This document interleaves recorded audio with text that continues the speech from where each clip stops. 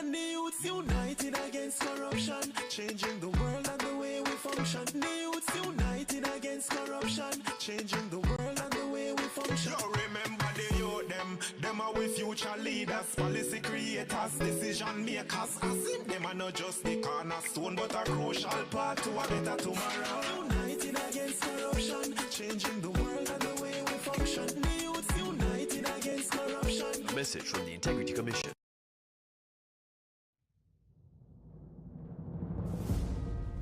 The stage is set for this Saturday, May 23rd, at the Captain Horsborough Centre of Excellence. The pressure is real, and the final whistle is within reach. And at 3 p.m., Fraser's Whip enters the final leg with confidence against the Real Mona with 1 foot in the final. But in football, nothing is decided until the final whistle. Can Real Mona produce something special, or will Fraser's Whip finish the job? The aim is to finish on high. We started the season as defending champion, and that's the plan going throughout the entire competition. La Realas nunca estallatada. That's the motto of Readiness Academy. Royalty is never defeated. Then at 6 p.m., Arnett Gardens holds the advantage, leading Los Perfectos on aggregate.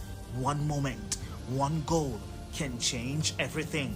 Can Arnett Gardens hold their ground, or will Los Perfectos fight their way back? We just have to go back to the drawing board, try and see if we can patch up those injuries and get these players fit for the second leg. They are playing well, they're very hungry, and females don't give up.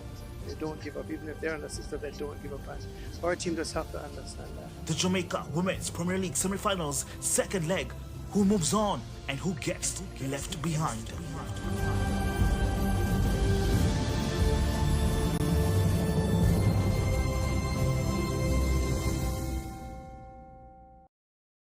One people, one purpose. Here we sing, Jamaica always win.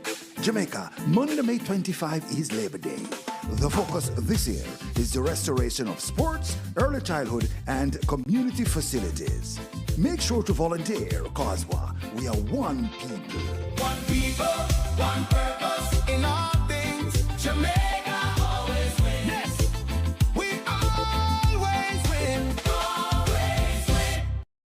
The following is brought to you by the Office of the Prime Minister. Jamaica is changing right before our very eyes. Across the island, billions are being invested into our road networks, from farm and community roads to major roads and highways.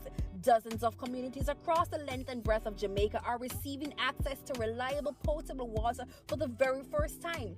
And thousands of Jamaicans have become homeowners thanks to the historic shifts in policies of the National Housing Trust, making it easier for Jamaicans to receive funding. Not to mention the record number of houses being built. Never dreamed you would own a home? No matter your circumstance, home ownership is possible for you, thanks to the government's new social housing program specially designed to meet the needs of poor Jamaicans at no cost to them. We are building Jamaica. The proceeding was brought to you by the Office of the Prime Minister. What is the role of a backbencher in government? I'm glad you asked. They're members of parliament who are not appointed to cabinet. So they sit in the back of the legislature and they apply pressure. They examine what government legislates, participate in parliament debates, raise issues and advocate and question chamber when things don't look straight. Backbenchers represent the constituents in parliament. Backbenchers oversee the interests of citizens, you and me. But how can they be agents of government accountability after them no hold a portfolio? And them and a minister? No. So then how can they facilitate government transparency? And the next thing, them and a front bencher. So how them affect me? You see, a lot of work is in committees. So these portfolio-free MPs with less dire responsibilities are more accessible to you and me. So they help with policy, but it helps if we engage them, you see. So they're not just in the back benches, but on the ground, in the trenches. Though in the back of parliament, we're at the front of their cause. So pause. Find your backbencher at jampja.org. Send me something and come back. Back to sender! God, I thank you so much. Miracles await and miracles abound. tune in every Sunday at 7 a.m. for your share of the Miracle Revival Hour with Reverend Dr. Blair. Come for the word, stay for the worship, right here on PBCJ. Miracle worker, work one for me.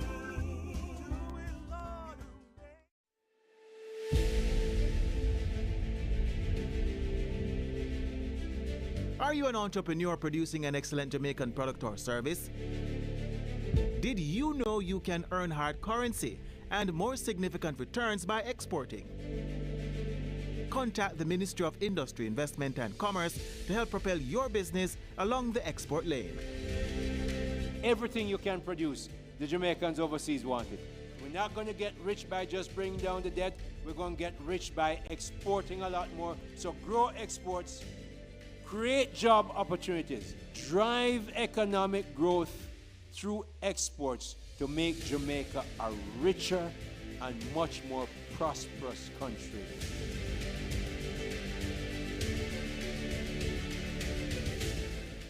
One people, one purpose. Here we sing, Jamaica always win. Jamaica, Monday, May 25 is Labor Day.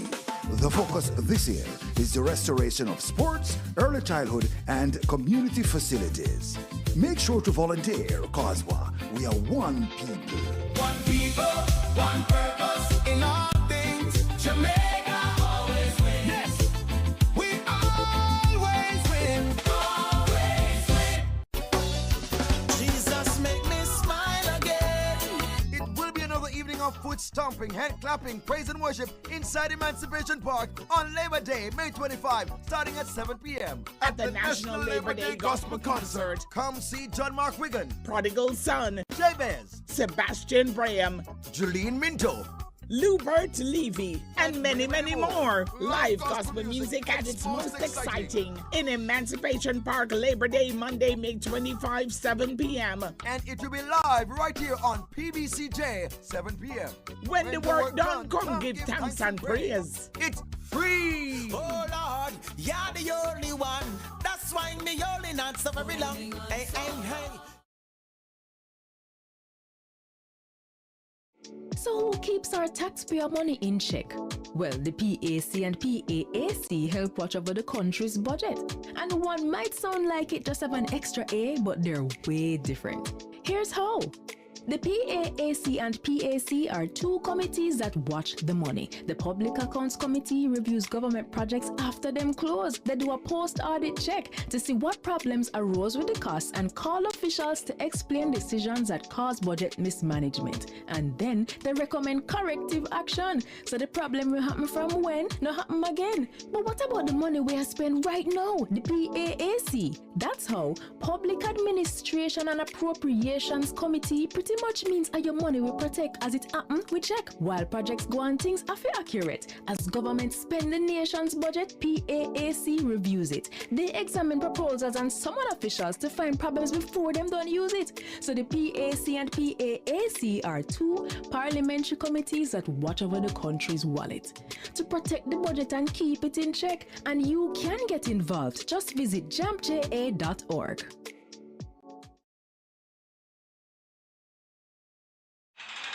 The following is brought to you by MOCA, the major organized crime and anti-corruption agency with kind support of NIA and USAID. Criminal minds think they are cunning. The major organized crime and anti-corruption agency have them running. Your friend a shout, come scam. Take time running, because we ready for the ops. Drive up on your block, step out now the block, cyber take about your laptop. Pull up every lock, no evidence to drop. We put it in a cuffs and now we have the underlock. Sin you say scam, you better look out fit. When you move corrupt, better look out fit. They say you get wet, look out fit. Look out fit, look out fit. From you say scam, you better look out fit. When you move corrupt, better look out fit. They say you get wet, look out fit. Look out fit, look out fit. The proceeding was brought to you by MOCA, the major organized crime and anti-corruption agency with the kind support of NIA and USAID. Peace begins with us. Every act of kindness, every step towards understanding brings us closer to a brighter tomorrow. Let's choose unity, compassion, and hope. Together, we can build a future where peace reigns. Brighter tomorrow starting today.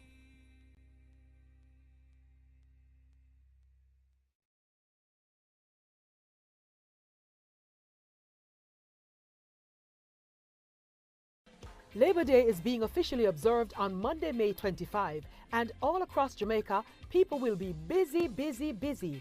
So, what are you doing on Labor Day? I'll be painting a school for the teachers and students in my community.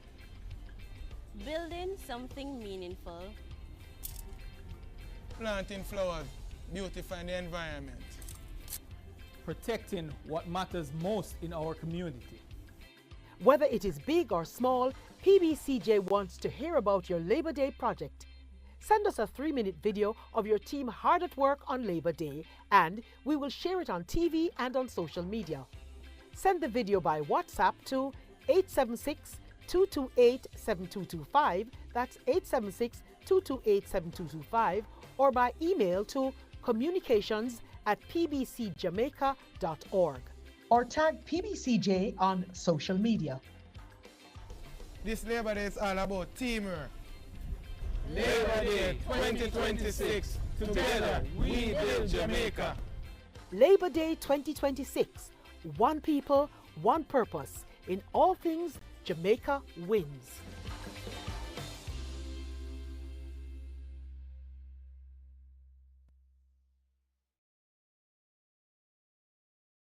The following is brought to you by the Office of the Prime Minister. Your government is empowering you through education, training, and development. That is why we have removed all fees for every Jamaican accessing training through the Heart NSTA Trust. So, whatever you desire training in, food and hospitality, beauty and cosmetology, housekeeping and hotel management, welding, carpentry, masonry, or any of the dozens of programs Heart offers, you can enroll completely free and change your life. We are building Jamaica. The proceeding was brought to you by the Office of the Prime Minister. Each year, the Jamaican Parliament approves billions in tax dollars to buy goods and services for Jamaicans. Awarding contracts to private companies to provide public goods and services is called public procurement, and it is a major hotspot for corruption. Can citizens spot the red flags in public procurement and help the government protect our taxes? Yes, they can. And here are 6 to watch for. Direct contracting. When contracts are frequently awarded to one supplier without other companies competing to offer a better price and quality, we usually end up paying more and getting less. Contract splintering. Big projects need big money and higher level approvals. But if the contract is cut up into smaller ones, it won't need external approval from offices like the Public Procurement Commission or Cabinet. This makes it easier for contracts to avoid additional scrutiny. Timing of advertisements. Contracts advertised during distracting periods like the holidays can result in less competition and a really strong advantage for the favored company. Like Christmas time, work slows down and companies are less attentive to business opportunities. Emergency contracting. Claiming emergencies allows officials to legally bypass normal procurement rules, making it easier to award contracts to favored companies. Contract timing.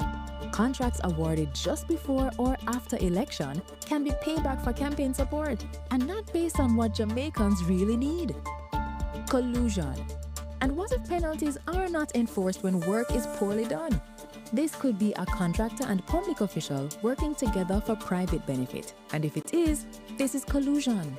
These flags do not prove corruption, but they trigger questions that citizens must ask. So mind your business, Jamaica. Visit the JAMP Procurement Tracker to monitor government contracts. If you spot these flags, use our ATI tool to ask questions and demand accountability.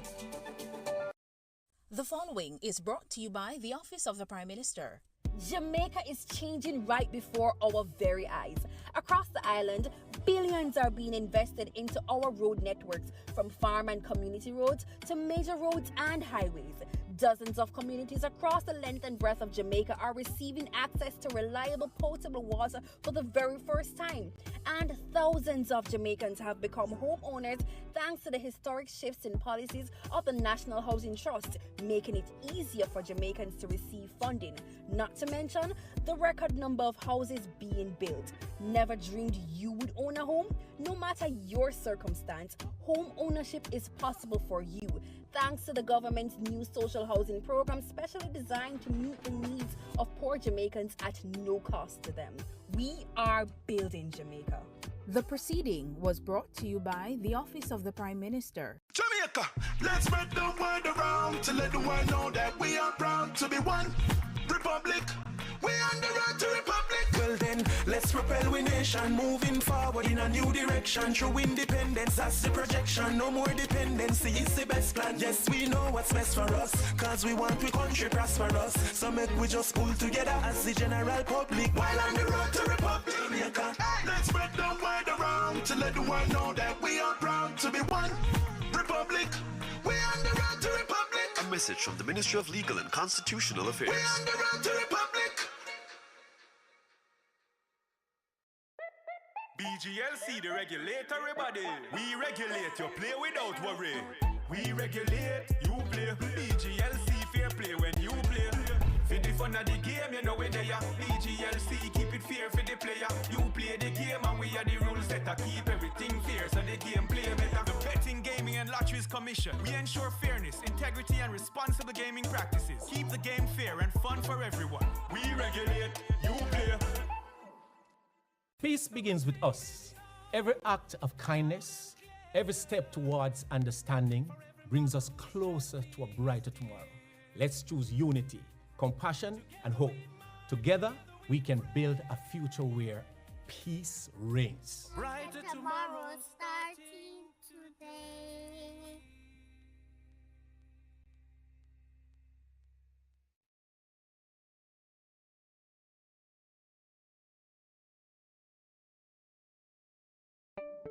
Do you wish there were a way your community could get funding to improve a school, health center, sports program, and more?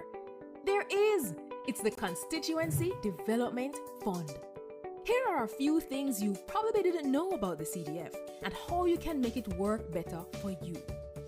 The CDF policy promotes citizen participation in community development and the protection of taxpayers' funds. It outlines that MPs are to meet with citizens at least once every 2 years to agree on the projects needed. You know, it used to be once a year? We should really go back to that. Projects developed without community consultation are not to be approved by the bipartisan CDF Parliamentary Committee. There are 26 government agencies that implement projects, usually for a small fee. Funds are provided directly from the Office of the Prime Minister to the implementing agency, not through the Member of Parliament. The CDF unit monitors project costs and implementation, so if you have questions about how the CDF are run in your community, contact them. To ensure no one project or community gets all the funds, there are 6 project categories with spending limits for each. There must be no less than 5 and no more than 20 projects each year. To learn more, visit jampja.org to view your MP's CDF info and tell them how this fund has impacted you. If you don't see your MP's CDF reports, then put them under little pressure, man. Call, tweet, email. Ask them when they'll submit it and when is the next CDF meeting. Change is possible. It's already happening. What we need is you. A message from the Jamaica Accountability Meter Portal, funded by the European Union and the Inter-American Development Bank in partnership with the Private Sector Organization of Jamaica. The following is brought to you by the Office of the Prime Minister. To fight crime and violence in your country, Your government has invested over $9.7 billion into national security systems. This includes the construction and renovation of dozens of police stations, the acquisition of critical security equipment such as patrol vessels and police vehicles, the recruitment and training of more police officers, and the build-out of the Jamaica Defense Force. Your government is investing in your safety. We are building Jamaica. The proceeding was brought to you by the Office of the Prime Minister. The following is brought to you by MOCA, the major organized crime and anti-corruption agency with kind support of NIA and USAID. Criminal minds think they are cunning. The major organized crime and anti-corruption agency have them running. Your friend a shout, come scam. Take time running, because we ready for the ops. Drive up on your block, step out now me block, cyber take a boy your laptop. Pull up every lock, no evidence a drop. We put it in a cuffs and now we have the underground. Sin you say scam, you better look out for. When you move corrupt, better look out for. Please say you get wet, look out for. Look out for, look out for. From you say scam, you better look out for. When you move corrupt, better look out for. Please say you get wet, look out for. Look out for, look out for. The proceeding was brought to you by MOCA, the major organized crime and anti-corruption agency with the kind support of NIA and USAID. MOCA! MOCA!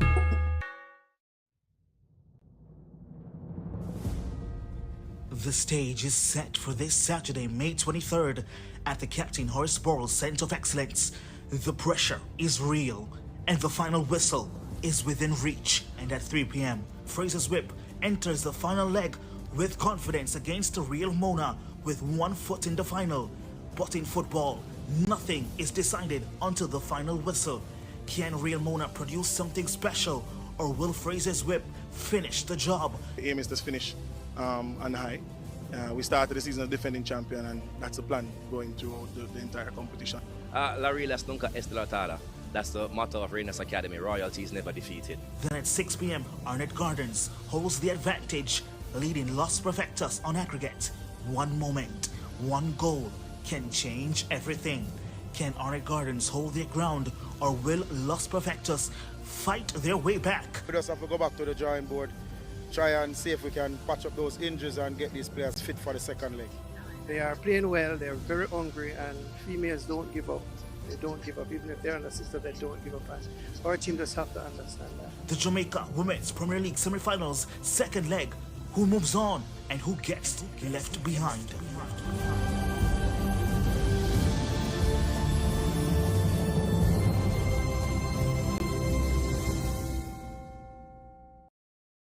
Send the something and come back. Back to sender. God, thank you so much. Miracles await and miracles abound. Tune in every Sunday at 7 a.m. for your share of the Miracle Revival Hour with Reverend Dr. Blair. Come for the word, stay for the worship, right here on PBCJ. Miracle worker, work one for me. Most Jamaicans will tell you corruption in politics is deep-rooted, and I just saw it set, and nothing can do about that. But actually, there is, and another 152 countries are doing it. It's called asset declaration, and it works best where citizens themselves understand it and help to ensure the law is enforced. Corruption happens when public officials abuse their power to benefit themselves, family, or associates. Jamaica's Integrity Commission Act was designed to prevent corruption, and here are 5 things you should know. 1. Under this law, every year MPs and senators must report what they earn, own, and owe, and if they don't, they'll be sanctioned. 2. Their report must include the same kind of information for their wife or husband and children. 3. If they get a gift worth more than $100,000 from anyone who's not family, they must declare it. 4. A summary of the declarations of our Prime Minister and opposition leader must be published where the public can read it. 5. Parliamentarians can now be prosecuted by the Integrity Commission. They can be fined up to $2 million or serve up to 2 years in prison if they don't file their declaration or if they give false information. and $500,000 for not filing on time or ignoring requests for information. Unfortunately, our parliamentarians made changes that prevent the public from knowing when they've broken the law or when they're being investigated. We really need to change that. Visit jampja.org to find out more about the act and to track if your MP is obeying this law. If they're not, JAMP's MP Tracker will help you write, tweet, or call.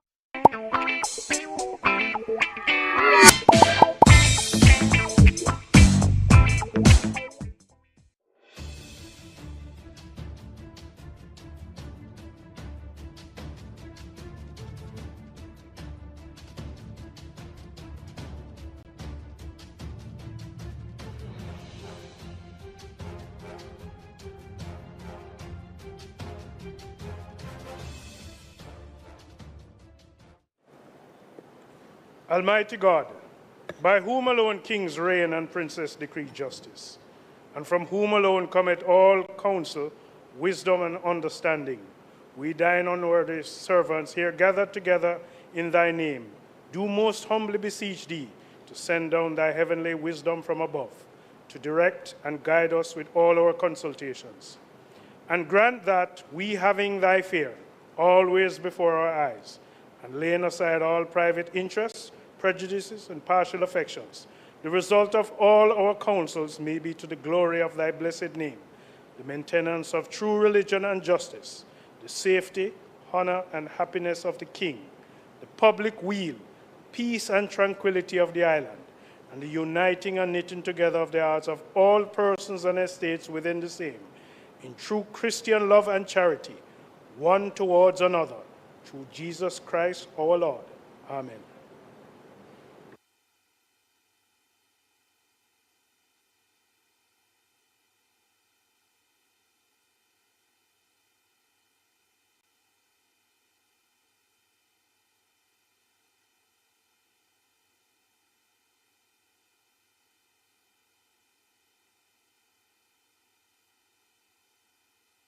Be seated, please.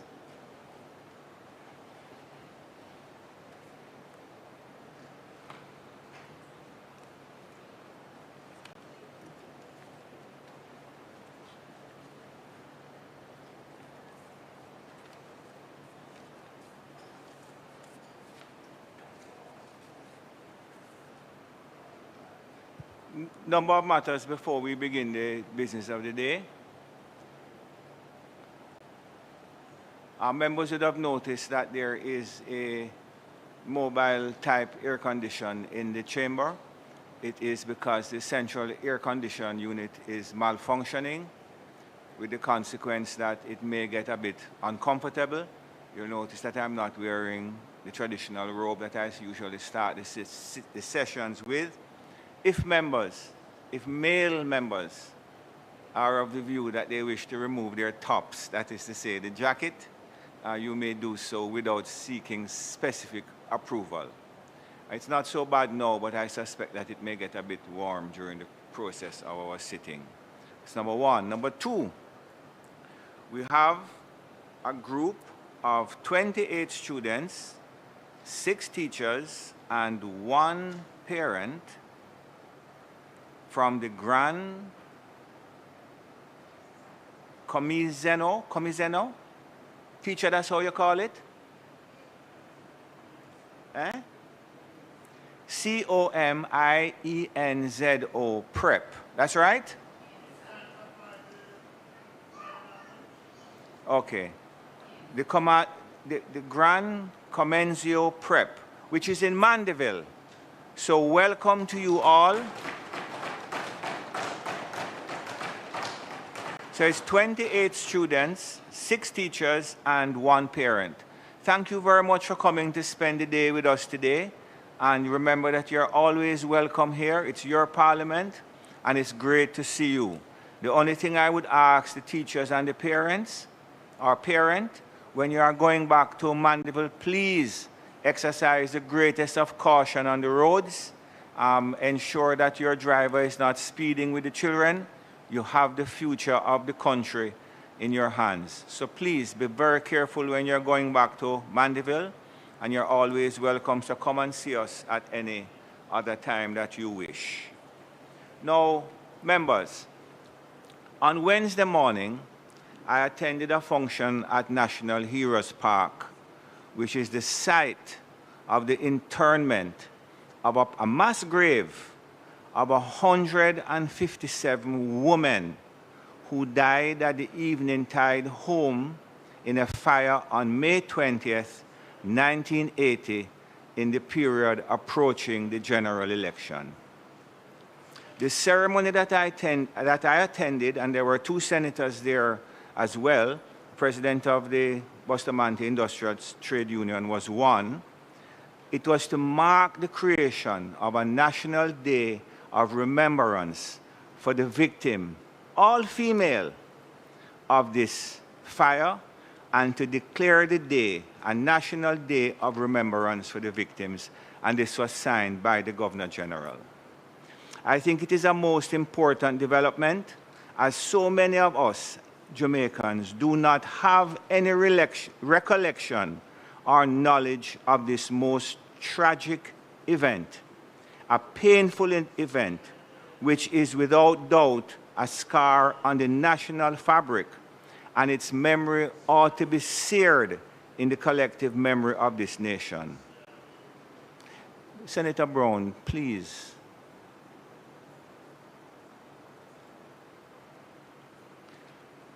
I'm trying to, look here now. I see comments in the paper.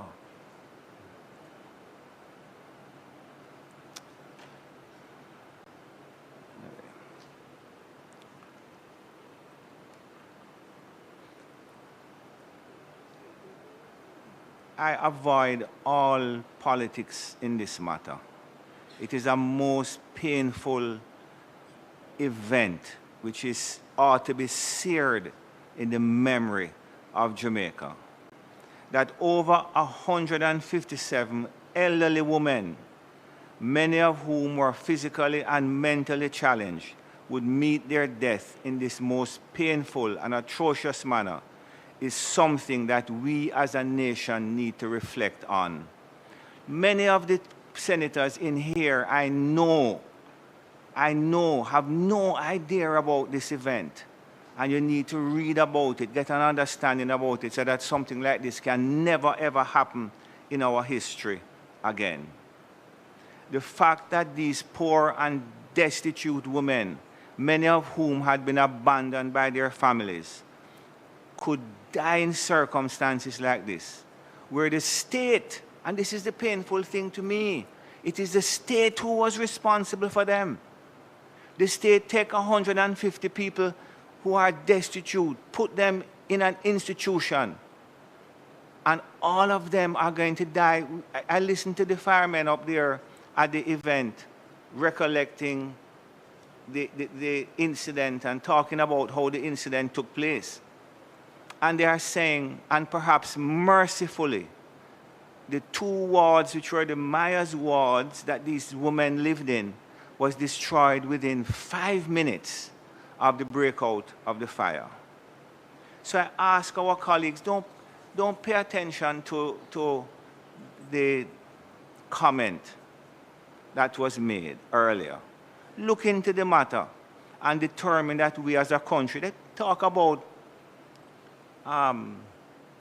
about the amount of people who died in what is referred to as the Tivoli incursion.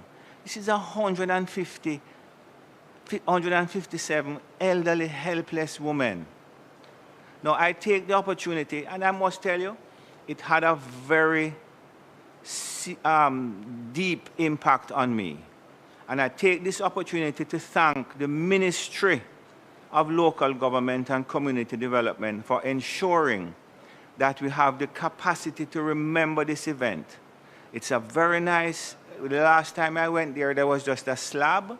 I notice now that the internment, the grave, the site of this mass grave has been marked very nicely. So there's a nice forecourt and so on. And I wish to thank, in particular, the Minister Desmond McKenzie, who has over the years now ensured that there is a shrine in the National Heroes Park and it has been maintained beautifully. The Governor General has now signed an official day of remembrance. So I ask you, if you have the opportunity to pass by, do so. If you don't know anything about this tragic event, read about it. And I tell you something that really got to me as well. I asked the minister, why is it that the names of the 157 persons are not put on the monument up there? And his response to me that after all of these years, from 1980 till now, they are still in the process of trying to identify the names of some of these persons, because the record of persons who were in those dorms the Myers residence was destroyed in that fire. So let us contemplate it and ensure that we remember it and ensure that nothing like this happens again in this Jamaica land we love. Thank you very much for your time.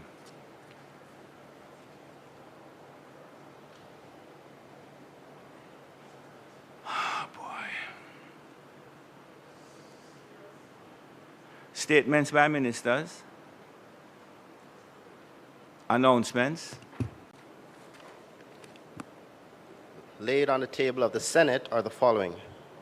Annual report of the Financial Services Commission for the financial year 2022-2023 and its related ministry paper numbered 30 of 2026 titled Annual Report of the Financial Services Commission for the year ended March 31, 2023. Annual report and audited financial statement of the Electoral Commission of Jamaica for the financial year 2024-2025.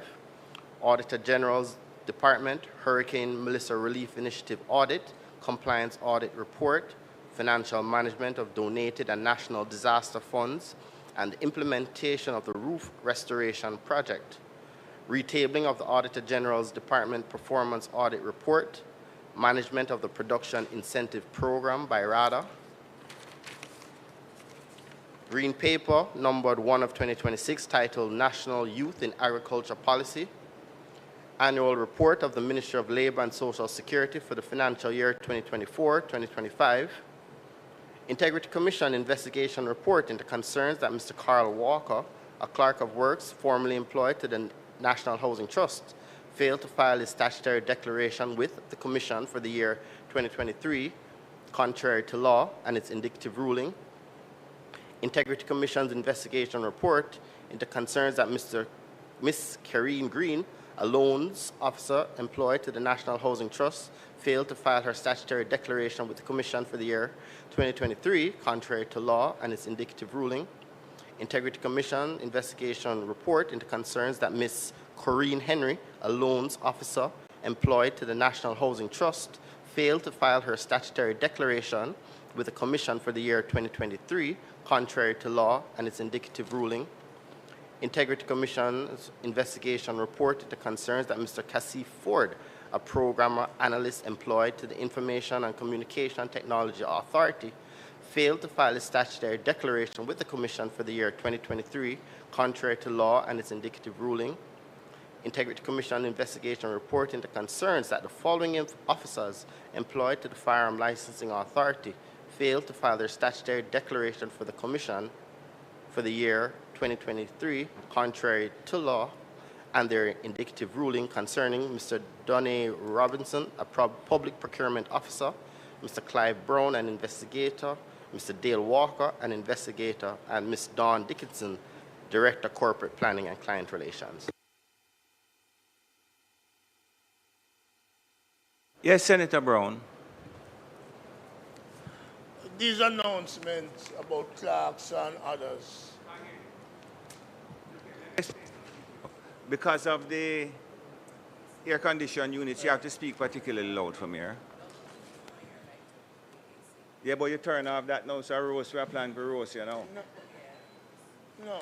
Just speak clearly for the Senator Brown. I hope you're hearing me now. Yeah, I'm hearing you. What I'm saying on the announcement, there are some reports from the Integrity Commission. Are there any other reports that have been presented to the Parliament that have not been shared with us as senator as soon as practicable. And if there's any such report, could the senators be told whether or not there's any court action enjoining the parliament from tabling such a report? May it please you.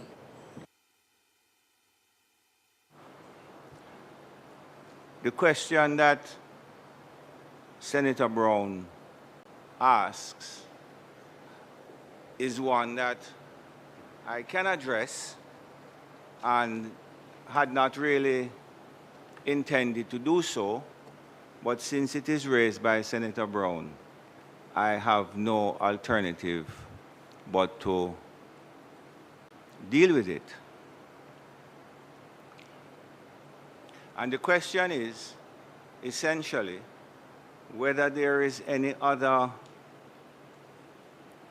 report from the Integrity Commission which has been sent to this Parliament but has not been tabled.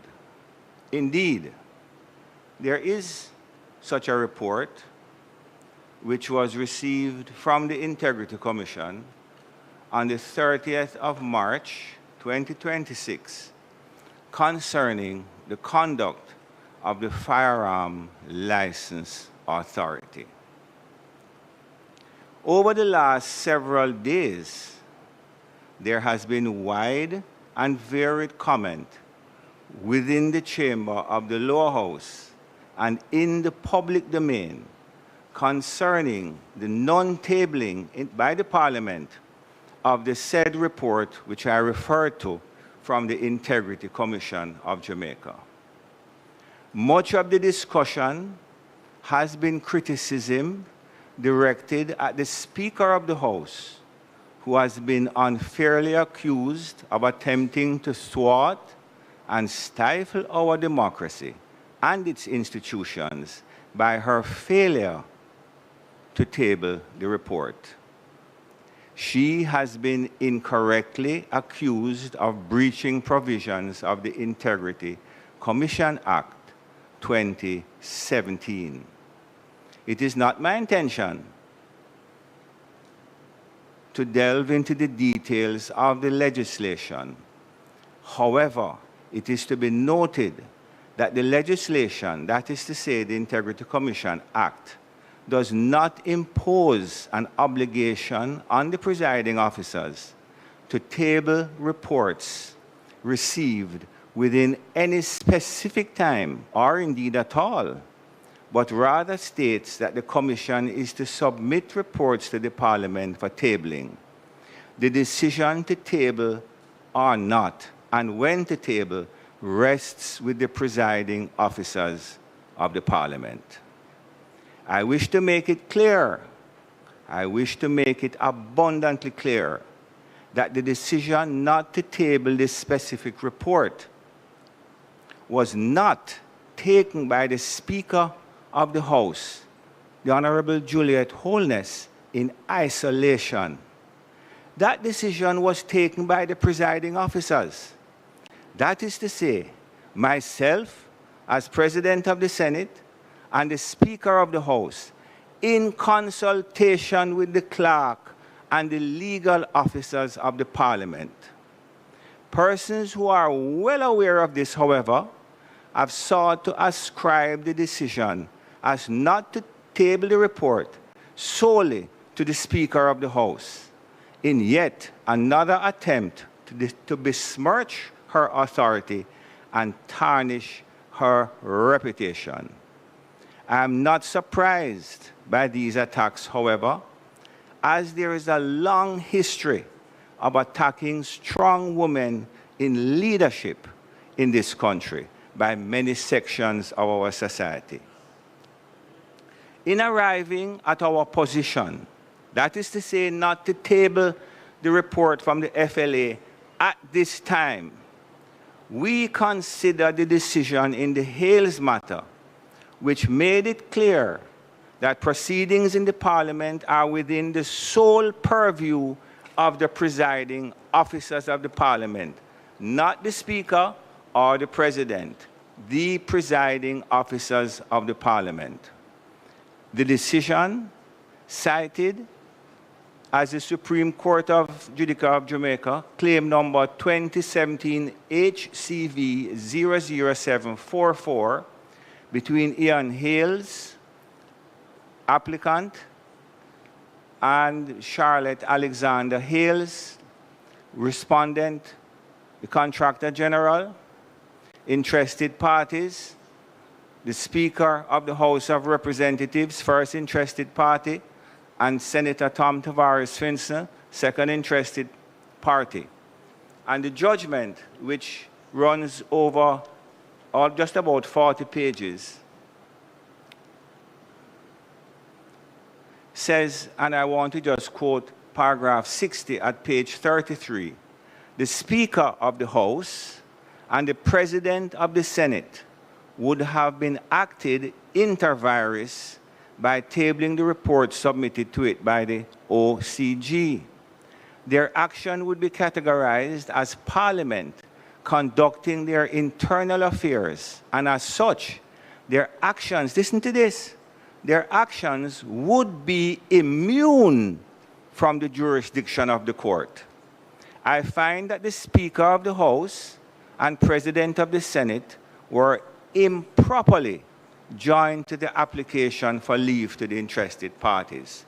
The bottom line, and for those who wish a simple explanation of all of this, is that the internal proceedings of the Parliament are directed and conducted not by the Speaker, not by the President, but by the presiding officers, both the President and the Speaker, both of whom took the decision in this matter after consultation with the relevant authorities of the Parliament.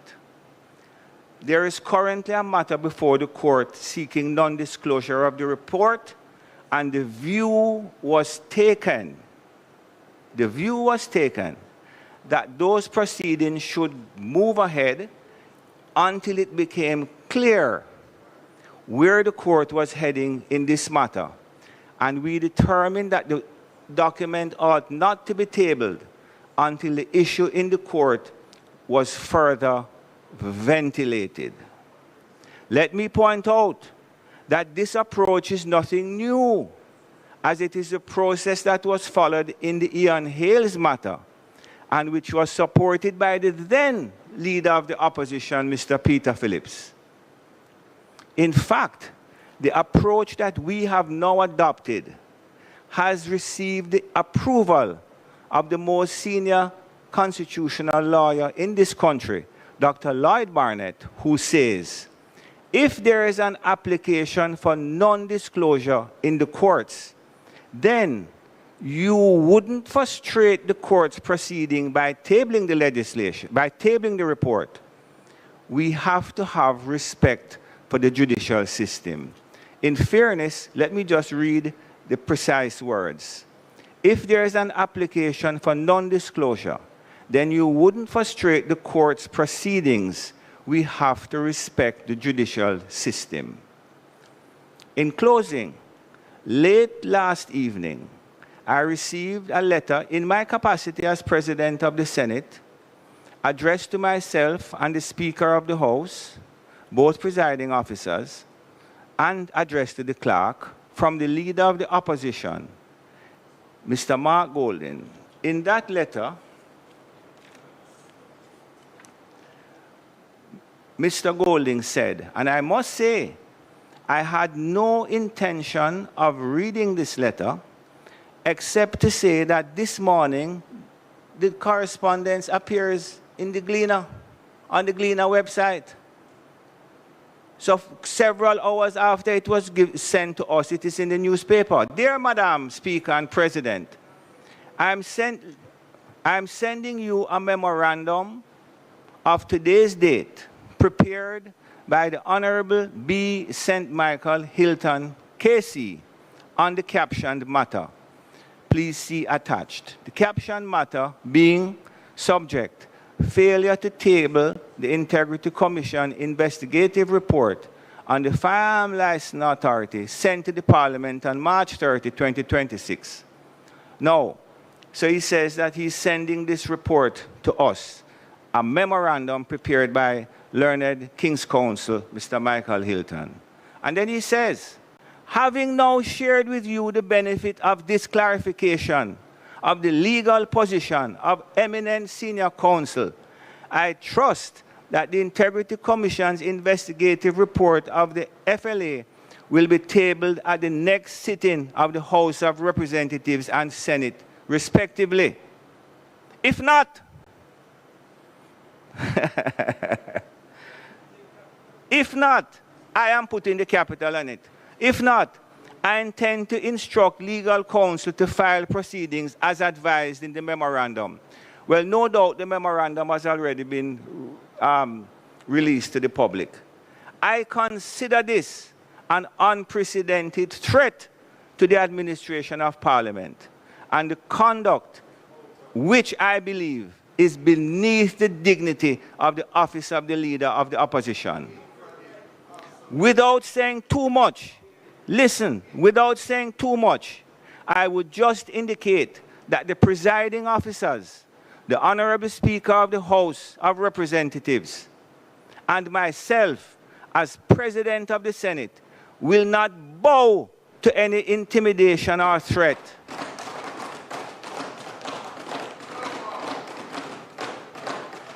But will administer the affairs of the Parliament in accordance with established protocols, the standing orders, and the Constitution of Jamaica, which is the supreme law of the land.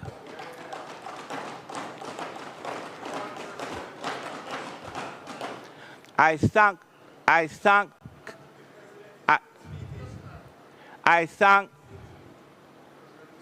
still speaking. I thank Senator Lambert Brown for raising the matter and giving me the opportunity to offer the relevant clarification. This is not open to any debate.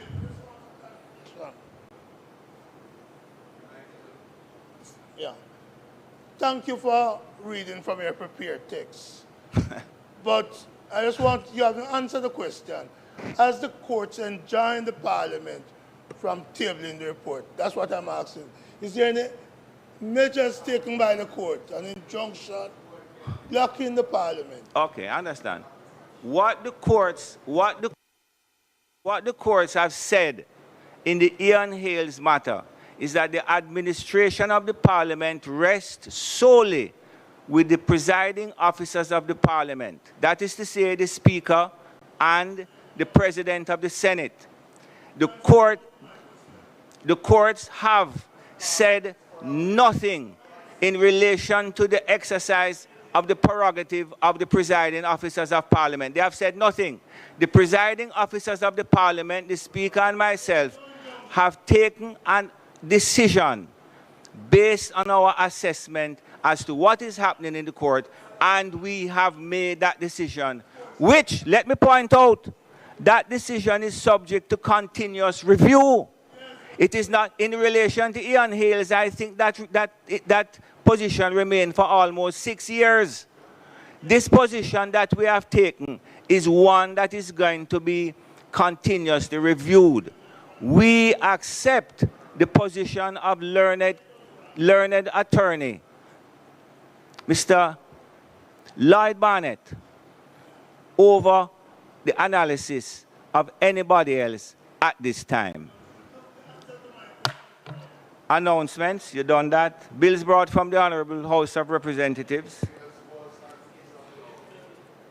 The following is a message from the Speaker of the House of Representatives to the Honorable Senate. I have the honor to advise the Honorable Senate that on the 12th day of May, 2026, a bill entitled An Act to Amend the Conch Export Levy Act was passed in the House of Representatives without amendment. I further wish to advise this Honorable Senate that on the 19th day of May 2026, a bill entitled An Act to Amend the National Housing Trust Act was passed in the House of Representatives without amendment. Thank you, Mr. Clark. Petitions? I'm sorry. Recognize you from a seat other than your own. Thank you very much, Mr. President. And Mr. President, I signify my willingness to take charge of both bills. A bill shortly entitled the Conch Export Levy Amendment Act 2026 read a first time, and a bill shortly entitled the National Housing Trust Amendment Special Provisions Act 2026 also read a first time.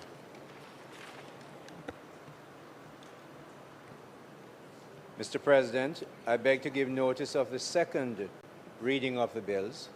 I further beg to give notice that at a later stage today, I will move for the suspension of the standing orders to enable me to take a second reading of a bill shortly entitled the Conch Export Levy Amendment Act 2026 and to take it through all its concluding stages. Thank you, Minister. Petitions, papers, reports from committees, notices of motions given orally, questions. Minister? Notices? You're on. Notices.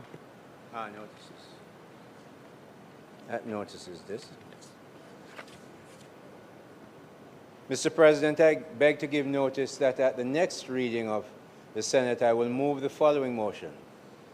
Be it resolved that the Insurance Amendment Act of 20th Schedule, Regulations 2026, which was held on the table of the House on the 27th day of March 2026, be referred to the Regulations Committee of the Senate for consideration and report. And, Mr. President, I further beg to give notice that at a later stage today, I will move for the suspension of the standing orders to enable me to take this motion.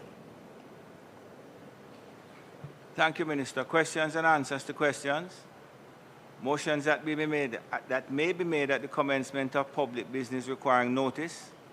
Motions relating to the sitting of the Senate. Motions for leave to introduce bills. The presentation of bills without the leave of the Senate first obtained. Public business. Minister. Mr. President, I now move for the suspension of the standing orders to enable me to take a second reading of a bill shortly entitled the Conch Export Level Amendment Act 2026 and to take it through all its concluding stages. Thank you. Members would have heard. Those in favor? Aye. Continue, Minister, please.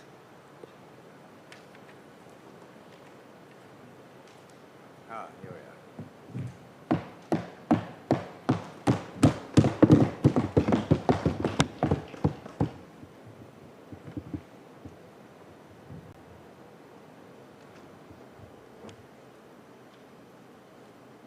The bill that is tabled before this Honourable Senate is entitled the Conch Export Levy Amendment Act 2026.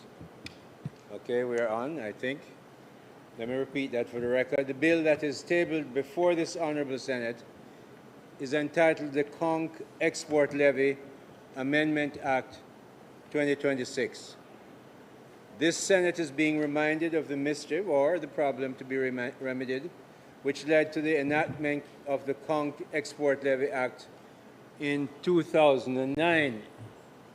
It was needed to fund the sustainable management, monitoring, and enforcement of regulations regarding the country's limited conch resources, which have been threatened by illegal fishing and high demand for conch. The Conch Export Levy Act imposes a levy on exported conch to finance these efforts through the established fund called the Fisheries Management and Development Fund.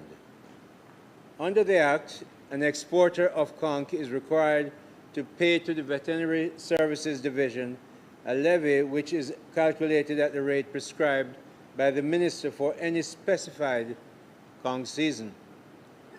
In this regard, Section 3, subsection 2 of the Act currently provides that an exporter shall pay the levy on each occasion that he applies for an export health certificate and export license for a consignment of conch. Many many practitioners in the business found this to be somewhat onerous and difficult.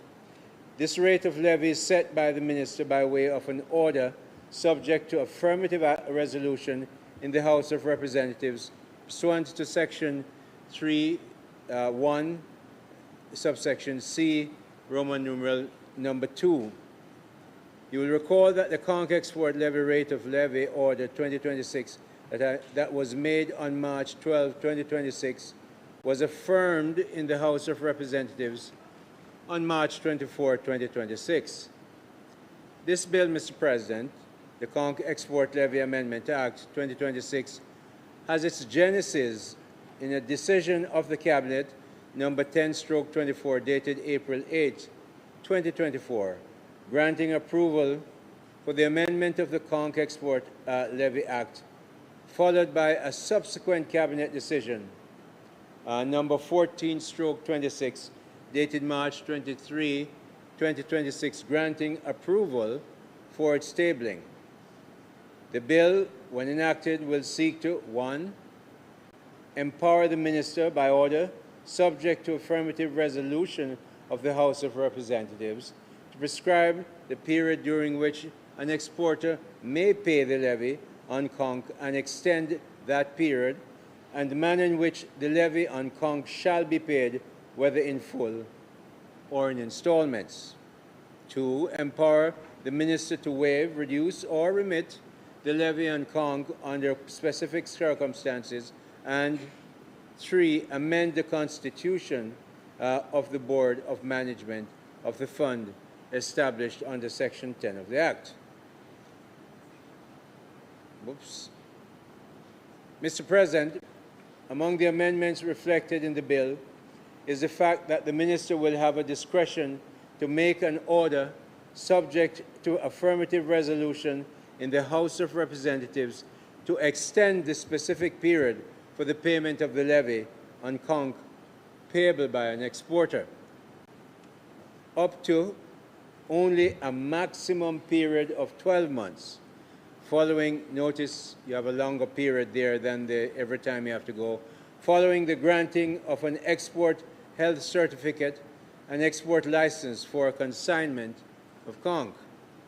The rationale for this amendment, Mr. President, is that the event of a disruption in the fishing season, for instance, severe weather conditions and/or other external trade factors, this enlarged period would provide adequate time for an exporter of conch to make the relevant payment of the levy to the Veterinary Services Division.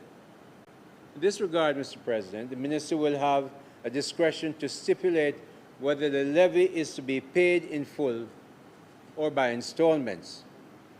Further, Mr. President, the Minister will also have a discretion to waive, reduce, or remit the levy payable upon the application of an export health certificate and export license where he is satisfied that such waiver, reduction, or remission is justifiable based upon the recommendations from the National Fisheries Authority and the Board of the Fisheries Management and Development Fund after an evaluation of the conditions relating to trade, economic viability, and sustainability of the fisheries sector.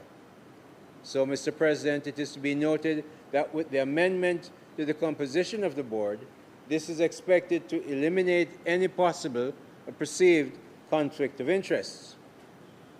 In the circumstances, Mr. President, given the matters highlighted above, I ask the Honourable Senate for its full support in passing the bill entitled the Conch Export Levy Amendment Act 2026, which will remove a certain amount of hassle from the way the people who practice the business must get their license and pay their fees and in fact, interrupt the affairs of the ministry. So I fully ask the Senate to give their full support of the passing of this bill. Mr. President, if it pleases you. Thank you, Senator. Senator Scott Motley. Thank you, Mr. President. I regret that the students have gone so that I don't have a chance to welcome them. It always delights me when I see young people in the parliament. No, I don't know. This bill is not a controversial one. The opposition supports it.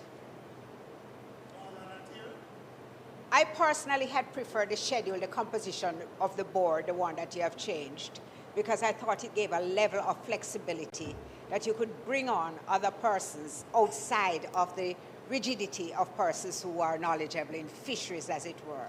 Because even the lawyer has to be somebody who works with the fisheries.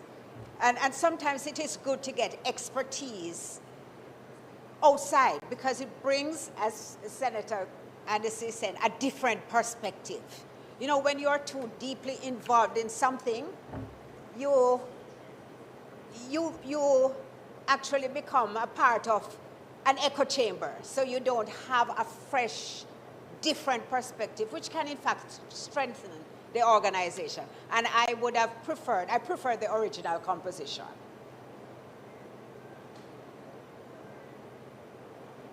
Minister, I would also have liked to have heard a little bit about the National Fisheries Management and Development Fund, because I view it as being very important, although I don't get a sense of that it is in fact carrying out its mandate. When we hear the complaints of overfishing, when we see that in spite of the fact that parrotfish is not supposed to be served, because it serves a particular function, I would have liked to have seen some kind of report on how that is progressing. Because remember, all the levy goes into the fund. And it's interesting that the levy goes into a particular fund, because sometimes the concerns which we have is that it just goes into the regular consolidated fund and not applied for a specific purpose. But I acknowledge that the conch industry is very important to Jamaica. It brings in a significant amount of foreign exchange, and it employs a considerable amount of persons at different levels. I am concerned about the unregulated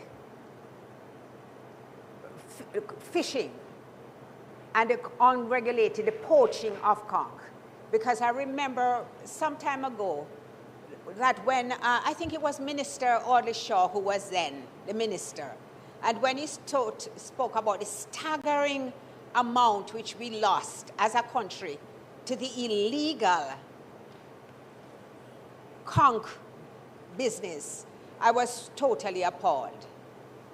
So let me say that the opposition supports this approach which has been taken. We know that for some time now, there has been some challenges within the industry.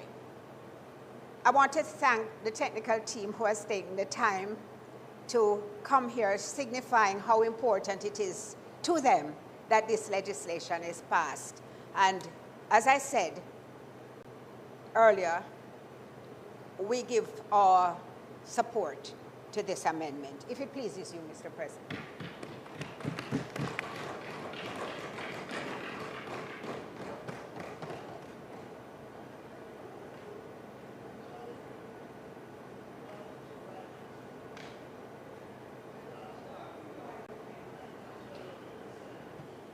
Minister?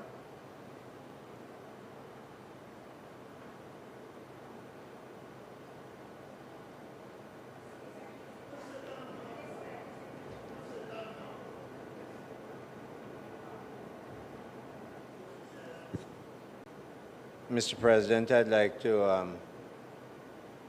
thank the member for such a very succinct presentation.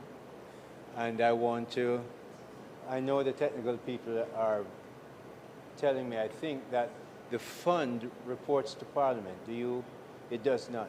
It reports to the ministry. So the ministry, indeed, I will convey your comments and your requests that the fund which is the repository for this money you'd like to hear more about how it works. Sorry it's not here, and I'll convey that, and I'll convey that. On the issue of the illegal fishing, one of the things that the Andrew Holness administration has done in the fight for, to bring down our crime rate is to bring in a great many more Coast Guard vessels that are very well armed. It has affected the policing of vessels that used to be in our waters and poaching away our fish. And so while we fight crime on the land, we also have Coast Guards and assistance to make sure we see that illegal fishing is reduced. No country really is going to get rid of illegal fishing, not even if you're whoever you are. But what we have to do is make sure we reduce the level, and that's a continuing work. And so, Mr. President, I ask for the, is that a second reading I'm looking for? Yep, may I ask for the second reading of the bill, Mr. President?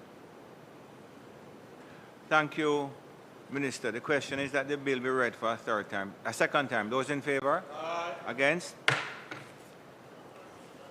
A bill entitled... Can't hear you. He didn't mean you to hear, Mr. A bill entitled An Act to Amend the Conch Export Levy Act read a second time. Thank you. The Senate will now resolve itself into a committee of the whole Senate to consider the bill clause by clause. Thank you very much. I take it that there is agreement in relation to this matter, so I put clauses 1 through to 4. Those in favor? Against? I put clause 5. Those in favor? Against? I put the title and enacting clause. Those in favor? Against? The question is that I do report the bill as having passed committee stage without amendment. Those in favor?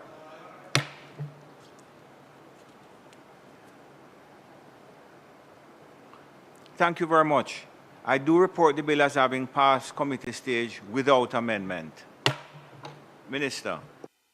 Mr. President, I now ask that the bill be read for a third time. Members would have heard the question that the bill be read for a third time. Those in favor? Aye. Against? A bill entitled An Act... Madam, you have to talk up in a... Remember, the air condition thing is giving me an issue over here. A bill entitled An Act to Amend the Conch Export Levy Act read a third time and passed. Thank you very much.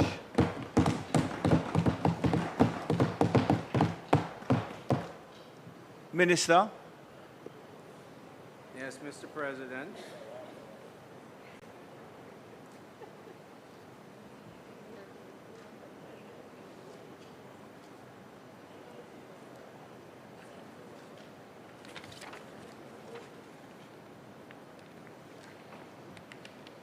The bill that we're now about to consider, Mr. President,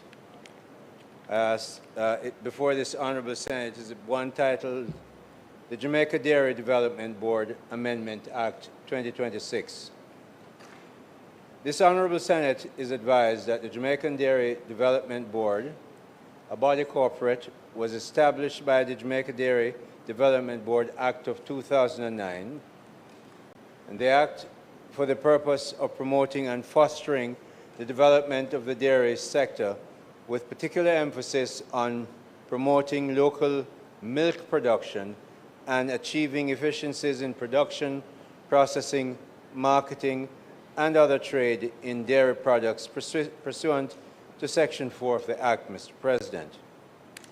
The board functions include, Mr. President, the formulation of policies for the dairy sector and monitoring the growth of the sector, regulating the trade in dairy products, advising the Minister on matters of general policy relating to the dairy sector, and mobilizing resources for and on behalf of the dairy sector. The Honorable Senate should note that the dairy industry in Jamaica is an important sector contributing to the country's agricultural output. So, Mr. President, in seeking to grow the local dairy sector, the board commenced implementation of a $20 million equipment lease program during the 2024-2025 period. This initiative is designed to put modern technology directly into the hands of our local farmers to drive improvements in both milk and quality. However, Mr. President, equipment is only one aspect of the initiative. In order to foster a robust, competitive local industry, we must also ensure our regulatory framework that it is fair and effective. So the term milk, Mr. President, is defined in Section 2 of the Act as milk from cows. International trends have shown that milk is no longer confined to milk from cows or cattle. For example, in the United States of America and in Canada, there have been increased contribution to their dairy products by way of milk from goats and sheep, in other words, small ruminants. But, Mr. Minister, that is not something that is restricted to America. People have been drinking goat milk in Jamaica and other larger beasts. You are right, and that's why the definition is being expanded. And you're a man from St. Elizabeth. You're supposed to know that donkey milk drink more in St. Elizabeth than cow. I have drank a lot of goat milk, and it's very good. What I'm saying to you is that... I'm only taking issue with the fact that in the United States, people in America start to drink goat milk. No, we have been drinking it long time. The definition, though, Mr. President, was limited. So we're expanding the definition to include ruminants. And so, Mr. President, domestically, since 2018, the board has been investing in the development of the local small ruminants sector, which has seen a consistent increase in local milk production and byproducts annually. Many people are now getting goat cheese, very good goat cheese made in Jamaica. And I hear it has less, whatever is not great for you.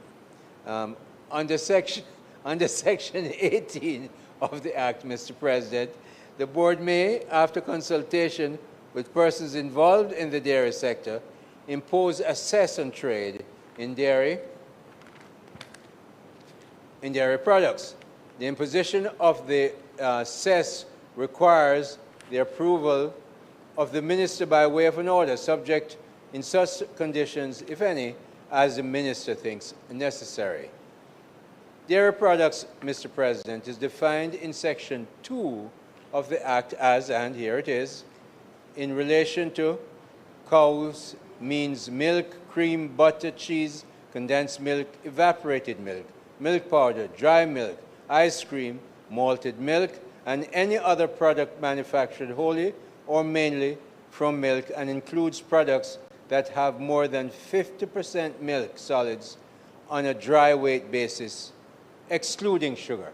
So that's the 50% mark that we're looking at as one issue today, Mr. President. It is by virtue of Section 18 that the Jamaican Dairy Development Cess Order 2010, the order which is currently in force, was made and from which the board earns.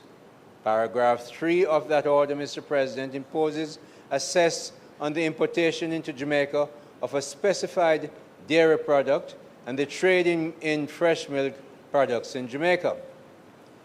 Given the current definition of milk, a cess can only be imposed on milk products originating from cows, Mr. President. This creates a gap in the market, as a cess cannot be automatically be applied to other mammalian milk sources or their byproducts. Consequently, given the board's continued investment and regulatory remit, it has become necessary to expand the definition of milk to bring small ruminants under the umbrella of the Act with a view to regularizing the sector and to fully capturing this emerging market. Additionally, Mr. President, we are revising the percentage milk solid content for an item to be deemed a dairy product. As can be seen from the previously stated definition of dairy products, aside from the specifically stated products, this definition currently includes products that contain more than 50% milk solids. Mr. President, this percentage is being amended to 5%. The justification for this policy is first in keeping with international standards, as we note that in the US, Canada, and Barbados, the milk solid content of dairy products varies from products to product with different percentages. Specifically, Mr. President, for example, in Canada, ice creams and frozen desserts are required to contain a minimum of 8% milk solid to qualify as a dairy product. In Connecticut, in the United States, it is at least 8.25% milk solid content to qualify as a dairy product. Secondly, Mr. President, the 50% threshold, because we're independent Jamaica, as I remember you say all the time. Secondly, Mr. President, the 50% threshold modified after the EU regulations proved to be too high and has also created a loophole that allows a wide range of products containing significant amounts of imported milk products to bypass the cess entirely. To create a clear, consistent regulatory framework in Jamaica, Mr. President, we are establishing a 5% milk solid content threshold for cess purposes in relation to the trade of milk products and milk byproducts. This transition removes ambiguity in the market and provides a solid enforceable baseline that will better support the sustainable growth of our entire dairy sector. So the purpose and objects of the bill, Mr. President, are, inter alia, 1, replace the existing definition of milk to include milk from other animals, to wit, means the normal mammary secretion obtained from an animal, including a ruminant, without addition to or extraction from such secretion. 2, revise the existing definition of dairy products and dairy sector accordingly. 3, Mr. President, expand the list of milk-based products and which are set out in the proposed second schedule of the Act. And 4, Mr. President, specify the composition of the Jamaica Dairy Development Board to accord with the law for the nomination, selection, and appointment of boards of public bodies. Based on the foregoing, Mr. President, I ask this Honorable Senate for its full support in the passing of the bill entitled the Jamaica Dairy Development Board Amendment Act 2026, if it pleases you, Mr. President. Thank you very much. Thank you very much, Senator Hill. Mr. 1 minute, please.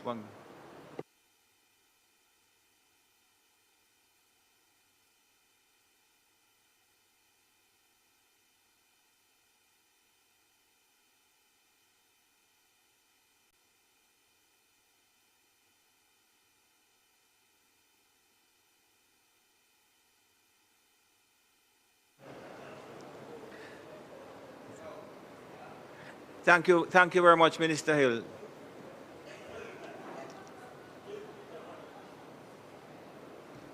Senator Bernard.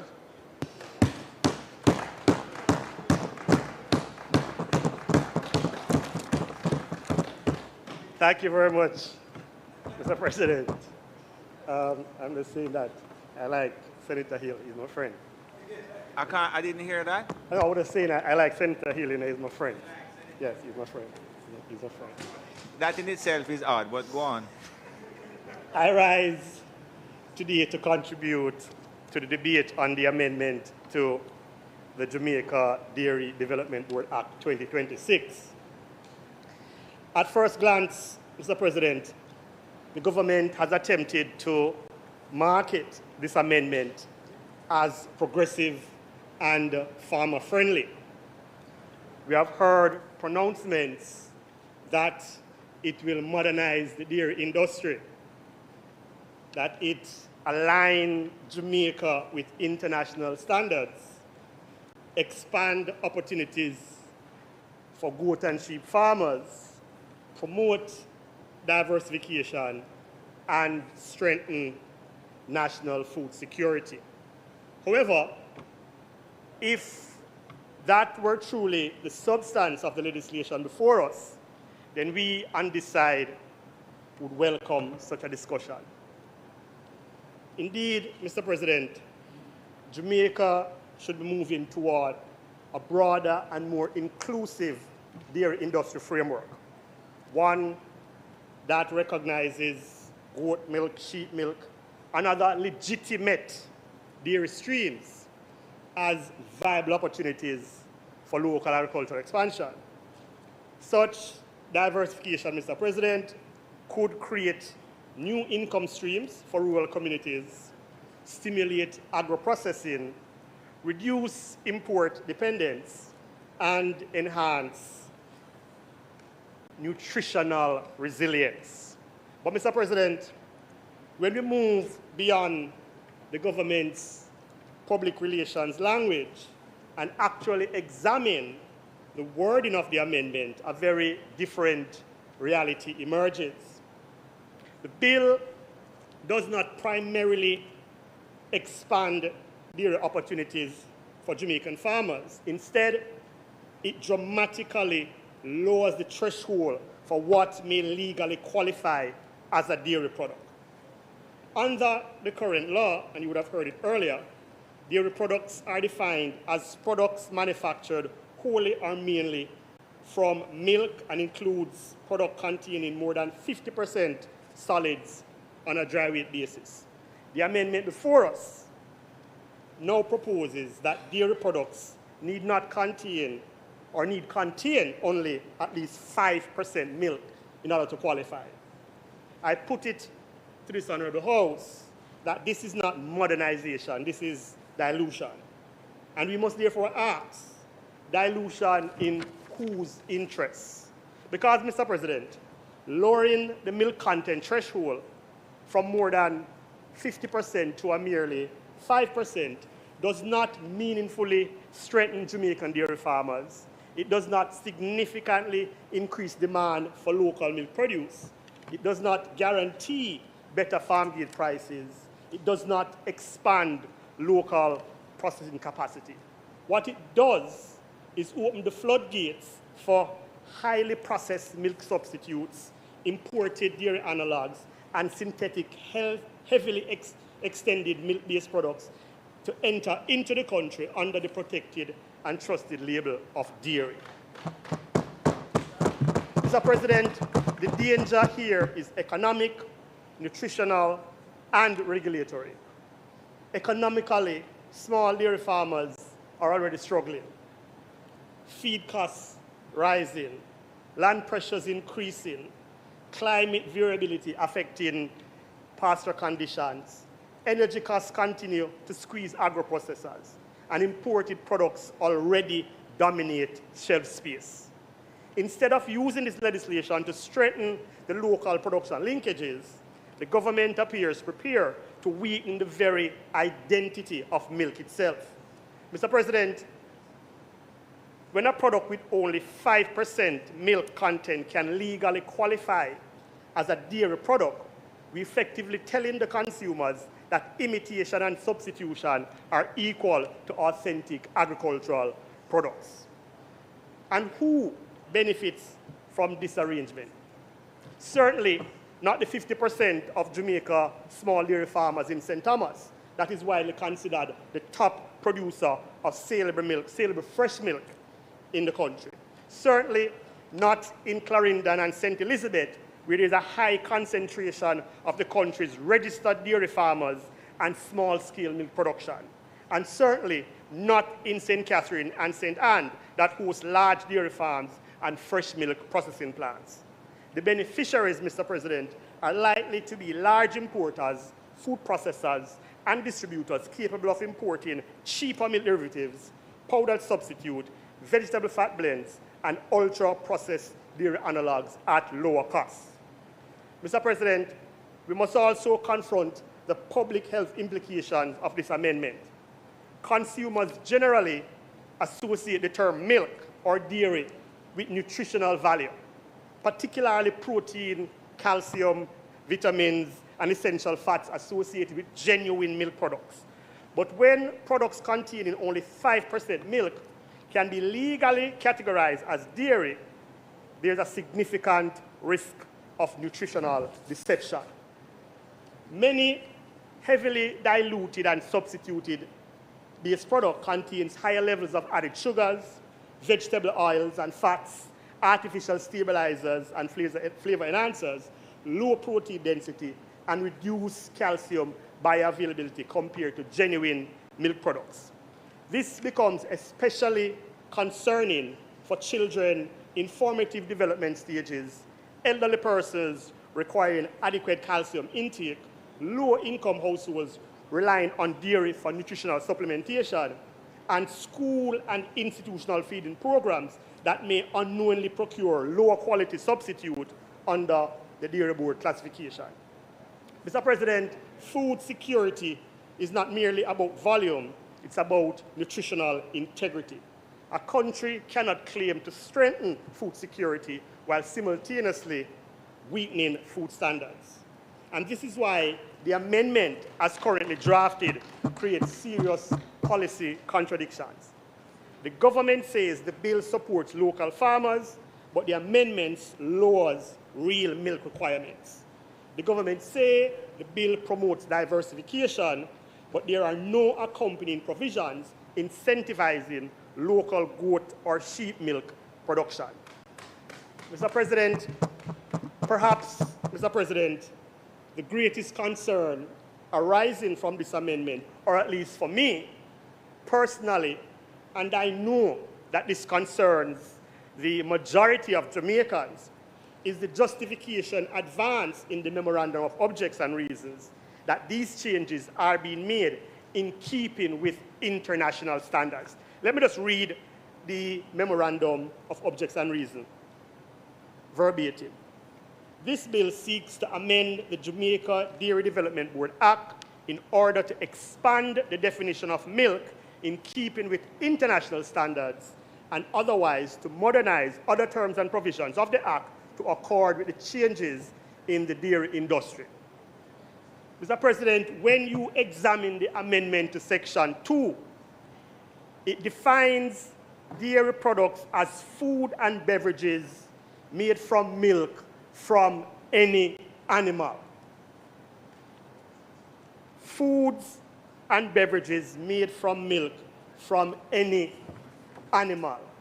Mr. President, this may appear harmless on paper, but legislations do not exist in a cultural vacuum. Food is not merely commerce. Food is culture, food is identity, and food is tradition. And food is deeply connected to the values, history, and lived experiences of our people. Jamaicans have a long-standing cultural understanding and sensitivity regarding what animals are considered appropriate for human consumption and what animal-derived products are socially and culturally acceptable. Therefore, when the legislation introduces broad and undefined language such as milk from any animal, the Parliament, Mr. President, must proceed carefully and responsibly.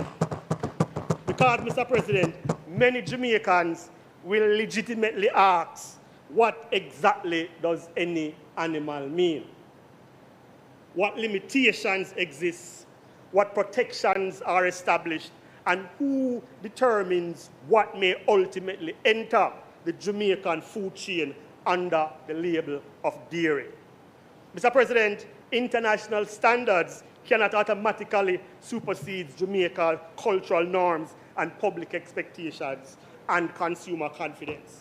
We are not obligated to blindly import every external industrial or commercial standard simply because it exists elsewhere.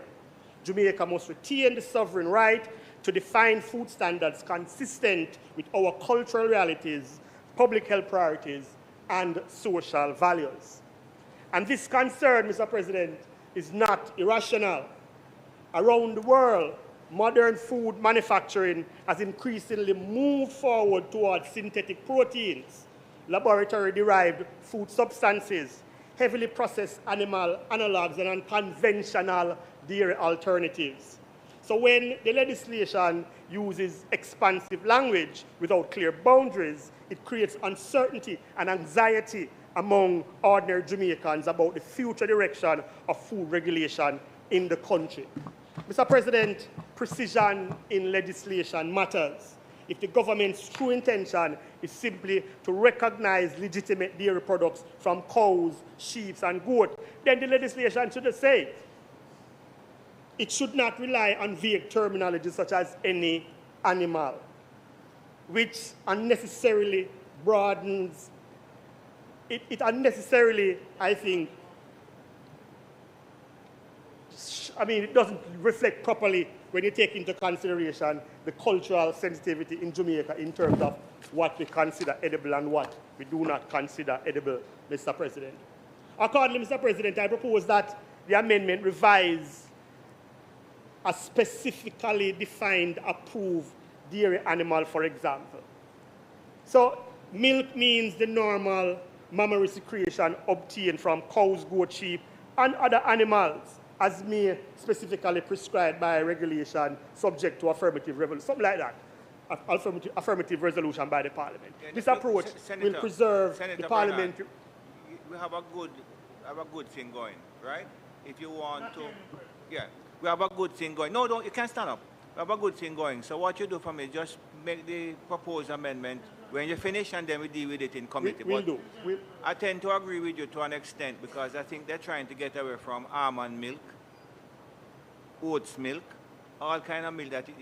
Everything is a milk these days. Maybe that's why they're saying. But we don't drink camel milk and buffalo milk and deer milk. But if we had it, we would drink it. But we can get to that. We can get to that. So this approach would preserve parliamentary oversight, protect cultural sensitivities, strengthen consumer confidence, ensure transparency in food regulation, and prevent arbitrary expansion of the definition of dairy products in the future. Mr. President, modernization must never come at the expense of cultural legitimacy and public trust. The Jamaican people deserves clarity about what is entering the food system, what standards are being adopted in their name, and whether those standards genuinely reflect Jamaica's reality rather than simply external commercial trends. Mr. President, if the government genuinely intends to support diversification into goat and sheep dairy production, then the legislation should have explicitly done the following. Expand the definition of milk to include milk derived from cows, goats, sheep, and other approved dairy animals. Maintain meaningful minimum milk content thresholds for products classified as dairy products. Establish separate labeling standards for dairy substitute and dairy analogs. Establish separate labeling standards for approved dairy animals. Create protection against misleading marketing practices and require transparent country of origin label for imported dairy-based products. Mr. President, the bill needs some amendment. Accordingly, I propose the aforementioned changes, and we can discuss those at the appropriate time. This legislation must be judged not on slogans, but on consequences. And the consequence of this amendment, as presently drafted, may very well be weakening Jamaica dairy production under the guise of modernization. At a time when Jamaica should be strengthening local agriculture, deepening rural economic resilience, and reducing import dependence, this bill risks normalizing dilution instead of production. The future of Jamaica agriculture cannot rest on replacing real milk with substitutes while calling it development. Real food security requires real farmers, real production, real nutrition, real standards, and cultural insensitivity. For those reasons, Mr. President, I urge that the bill be amended as aforementioned before passage. If you please, yes, sir.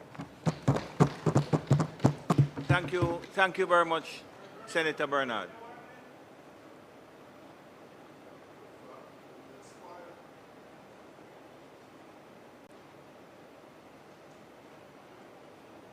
Senator Morgan, am I recognizing you from a seat other than your own? Yes, well, I so recognize, and you can proceed when you're ready. Thank you very much. Thank you. Thank you, Mr. President. Let me say that at the very outset, that I have more than just a passing interest in matters pertaining to domestic agricultural production.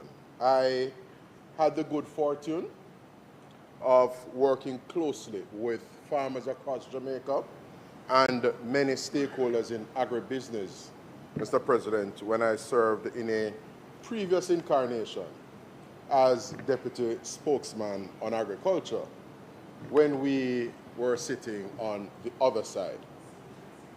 Indeed, I have sat in several meetings and been in many rooms where dairy farmers and other industry stakeholders have made strong representation for greater protection and support for their activities and optimization of their profit insofar as adjusting the regime vis-a-vis the definition of milk and how imports in particular are treated. And in large measure, Mr. President, I can say that the legislation before us this morning seeking to amend the Act such that the definition of milk is expanded and adjusting the threshold, lowering it from the previous 50% or the existing 50% to 5% is something that aligns and accords not only with international standards and best practice, but also the interests and the advocacy of our nation's dairy farmers. I don't know if Senator Bernard has had copious stakeholder consultations in the way that other participants and activists in the field would have. And it is within this context, Mr. President, that I rise to support this bill to amend the Jamaica Dairy Development Board Act and expand the definitions. Mr. President, as I said just now, I welcome the move because, among other things, it harmonizes. It brings the regime that obtains here in Jamaica in line with what obtains internationally. I must indicate, Mr. President, that I have been observing, I have been learning vicariously, and I am particularly delighted about a kind of a new lease on life that dairy is having in Jamaica. Indeed, if I may say so myself, dairy farming and milk production in Jamaica is making a comeback. One way of looking at it, Mr. President, as they would say elsewhere, here in Jamaica, under this Andrew Holness-led government, we are making dairy farming and milk production great again, Mr. President. Because many of us will recall, and we would have seen the film Life and Death, and we, Senator Hill and others, are mindful of some of the reform, the neoliberal reform and global regime impositions that would have seen certain protections for the agricultural sector and indeed the influx of powdered milk products, yes, reconstituted milk, take off and proliferate, so much so that many farmers were displaced. And those who know well about creamer, as they do Goodyear, and those who had proximity to the then administration of the early 1990s, the period that coincides with the greatest and most adverse displacement of our dairy farmers, should be guided and tread cautiously on this particular subject matter, Mr. President. So I wish to commend the leadership of the Jamaica Dairy Development Board And what is particularly instructive, they say seeing is believing, Mr. President. And what is instructive and compelling is that our dairy sector, insofar as the leadership of the Jamaica Dairy Development Board, is led by not just a talker, it is led by a doer, someone who gets his hands dirty and himself is involved in production. A goat farmer in the person of the Chief Executive Officer of the Jamaica Dairy Development Board, Mr. Devon Sayers. I tip my hand to him. I tip my hand to all the other hardworking goat and cattle farmers across Jamaica, the dairy farmers who are in the business of ensuring that dairy is being repositioned in Jamaica. It bounces back, and we know the positive spin-offs that a vibrant dairy sector has, because it employs persons, it links us back into industry through agri-business integration, and it holds vistas, Mr. President, for domestic agricultural production. For our part, we know that in our school feeding program, milk-related products and indeed dairy-related inputs like butter and other solutions are solutions that we rely heavily on. So speaking from the perspective of the Ministry of Education, Skills, Youth and Information, we take particular delight in the work of our dairy farmers, and we are mindful that it is instrumental in the support. Many forms of milk-related products are instrumental in the support via the school feeding program to our nation's children as we make them as prepared as possible, Mr. President, to receive instruction and go on to perform in ways that we collectively desire as a country. Mr. President, there is invariably this tendency on the part of the members opposite, and Senator Bernard is fast developing a reputation, if I may call it that, for viewing things in isolation, just extracting bits and pieces, not synthesizing, not putting things together. Invariably, Mr. President, the members opposite are in the business of missing the forest for the trees.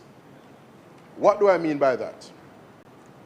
Senator Bernard, and I believe he has the concurrence of the members opposite, has described the regime and the amendment being moved by way of this bill this morning as something that will adversely impact the dairy sector, when it is the converse, the diametric opposite, Mr. President, that holds true. It holds true in the sense that many dairy farmers and stakeholders across Jamaica have been making representation for precisely these amendments. That's the representation they have been making. And we consider ourselves a responsive, a caring, attentive, and listening government. We listen to the people who not just talk, but the people who are in the farms, attending to their dairy animals, whether it is sheep, goat, or cattle, and getting their hands dirty, not just the veranda chair experts. Yes? So we take note of what they have said, and contrary to the impression being given by Senator Bernard, he used the term open up the floodgates, and much to the contrary, Mr. President, what this particular amendment seeks to do, and what the legislation before us this morning seeks to do, is essentially to provide greater protection to our dairy farmers. Because when you lower the threshold, Mr. President, those products and byproducts of milk that would come into country under the guise of, yes, or not being a milk product, those products will now be in the regime because they no longer have that wiggle room and room to come into country and compete with the dairy farmers. So in short, when the threshold is lowered from 50% to 5%, it will capture and relate to a much more expansive, a larger group of products. And those products will now be brought into the tax net Jamaica's fiscal coffers will not only attain tax revenue, but quite importantly, the farmers will find that the playing field, Mr. President, which frustrates many farmers, the unleveled playing field is the bane of their existence. And to the extent that you have the threshold being lowered from 50% to 5%, there are more products that may be imported into Jamaica that will now fall within the context of the cess. And there is where the farmers who are producing locally will derive benefit. I am detecting a degree of consternation, Mr. President, on the part of some of my colleagues opposite. But if only they would lend their ears, apply their ear, and be very clear as to what is being communicated, I trust and assert that they will be better served. So for the benefit of those who may not have gotten it the first time around, as it is at present, our dairy farmers would be invariably competing with the products of merchants who import items into the country and are not captured under the existing cess regime by virtue of the milk-related threshold and the content therein. And they compete against our dairy farmers. And what that means is that a disservice is done to them. Yes? So to the extent that we are effecting this adjustment, that wiggle room, that, if for want of a better expression, leakage that would ensue is now being plugged, and a wider group, a wider suite of products are now captured, and therefore that playing field that was unleveled is now being leveled for our hard-working, industrious, enterprising, and deserving dairy farmers, Mr. President. So there's no floodgate being opened. In fact, it is protection for our local farmers that we are seeking to secure. I spoke earlier, Mr. President, of this kind of mechanism and practice of looking at things in a piecemeal way rather than in a cohesive way. There is no administration in the history of this country, Mr. President, who has done more for farmers generally and in particular our dairy farmers than this current Andrew Holness-led administration, Mr. President. When you think of farm roads, because yes, farm roads do pertain as well to our dairy farmers as they do to all farmers and stakeholders in the agricultural sector. And the number, the square kilometers of farm roads and the number of resources that have been dedicated to rehabilitating farm roads are unmatched and is unparalleled by any administration that would have served before in this country. And we are delighted about that, Mr. President. We're standing by our farmers and we're making farming great again. Mr. President, animal genetics is also an important area because support for dairy has to also include that scientific, that biological side of the equation, where we're seeking to upskill farmers, ensure that we are optimizing genetic stock and keeping our sector on the cutting edge.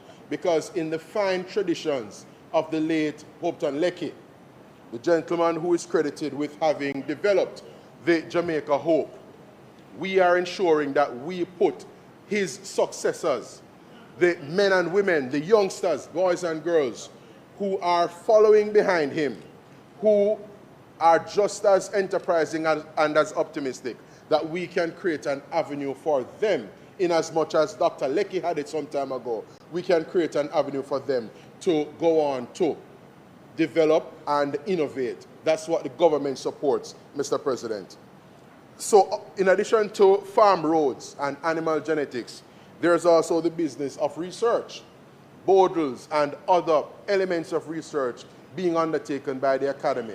Not least, what is going on at the College of Agriculture, Science and Education, CASE. And CASE, by the way, is doing a fantastic job over in Paisley Gardens, Portland, and we want to commend the leadership and stakeholders over at CASE for their sterling work. And we trust that they will continue to grow, Mr. President, from strength to strength in relation to their animal husbandry and, of course, ensuring that there is a higher education solution and offering to our Jamaican brothers and sisters who are seeking to engage in and enter the farming and agricultural space, whether they're coming out of Nakalva, whether they're coming out of the Sydney Pagan Agricultural School or any other institution at the secondary level. They can see the offerings and the programs at CASE as being programs of choice and programs that will help them to optimize in terms of their personal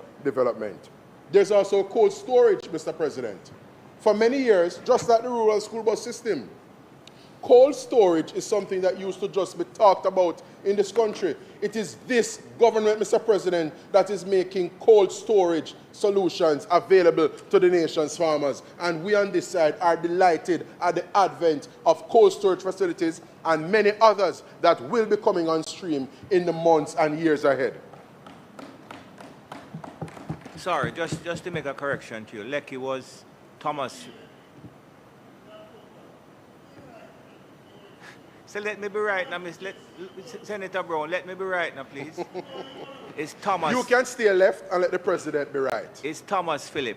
So he was called T.P. Lekki. T.P. Lekki, that affable, that admired. He's a Portlander, by the way. I guess you know that. Well, there you go.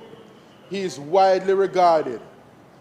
He's widely regarded as someone who caused Jamaicans to think big and place Jamaica on the map in the way others have in their various fields of endeavor.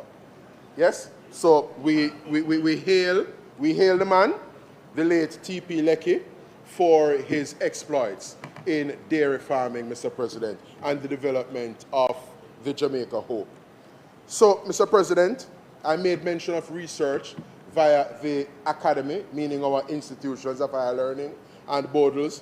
I must also touch on technical support, because a great part of what the Jamaica Dairy Development Board and others who are engaged in the sector do from a leadership standpoint is provide critical and much needed technical support that is aimed at upskilling and imparting to our hardworking dairy farmers, Mr. President, the importance of best practices, the importance of applying those best practices, and of course, on application of best practice, you are able to optimize and receive greater value for your investment as a dairy farmer, and that is what this government stands behind, Mr. President.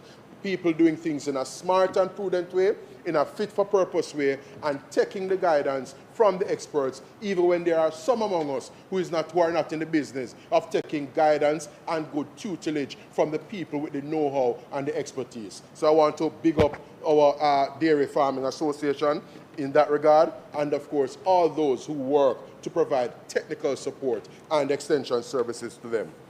Mr. President, one of the biggest inhibitors and binding constraints on agricultural enterprise, you may want to listen to this one, Lammy, is a 2-foot post.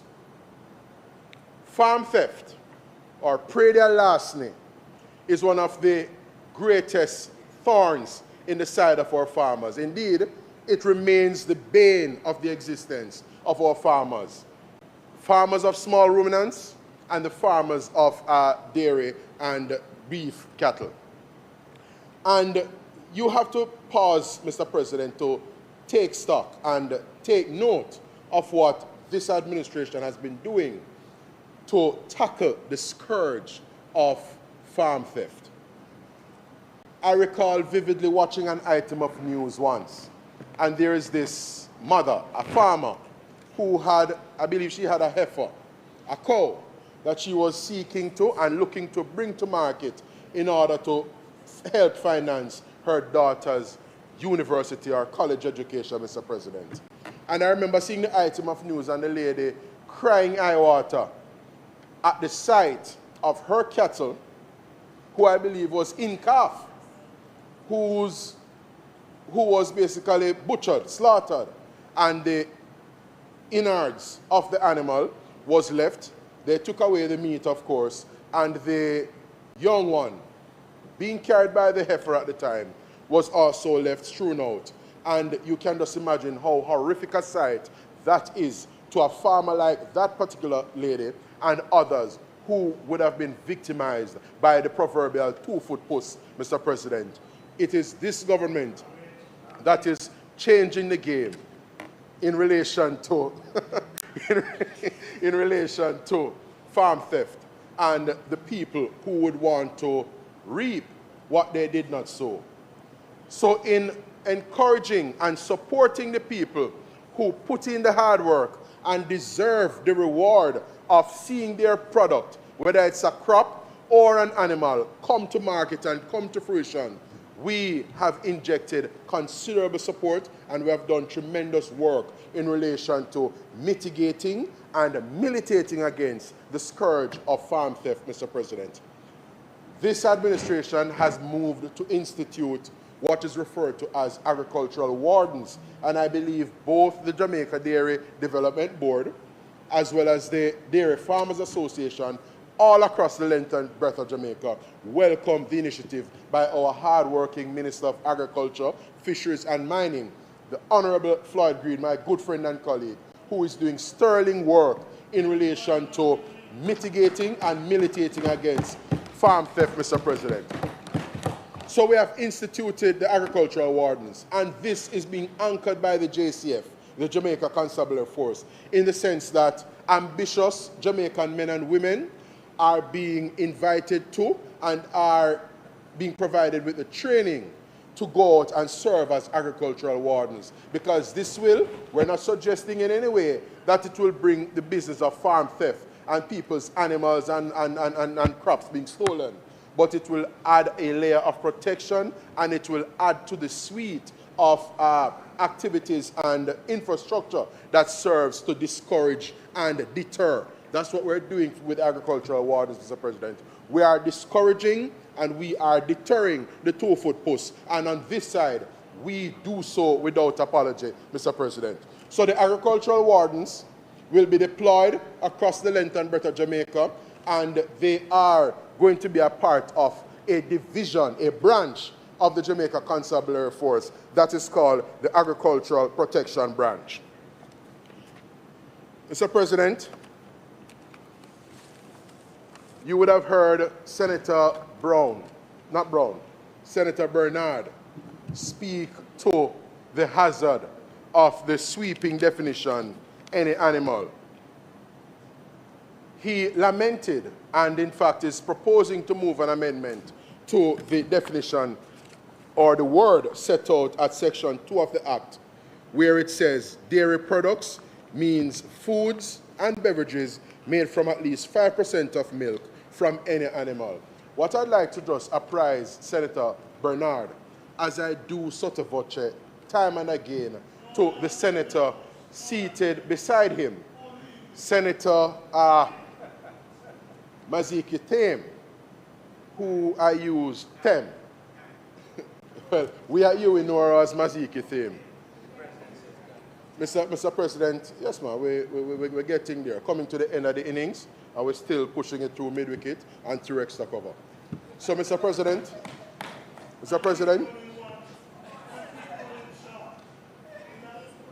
through the midfield, if you were, and we can still come down the flanks. Remember, Elephant Man said down the flank, we are go down the flank? Very well. So, Mr. President. Well, Senator, you have 7 minutes to finish, Yes, go down please. the flank. Yes, so. please.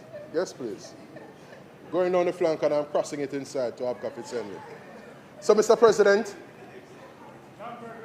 we have to appreciate that Jamaica is a fledgling and vibrant democracy, and here in Jamaica, we operate a free market economy. So you may well have produce coming into country that are derived from animals. So for example, dairy-related produce and dairy milk byproducts that come into country and are not derived from cows, sheep, or goat. In fact, I gather that donkey's milk, in Argentina they call it mare's milk, and you yourself, Mr. President, attest to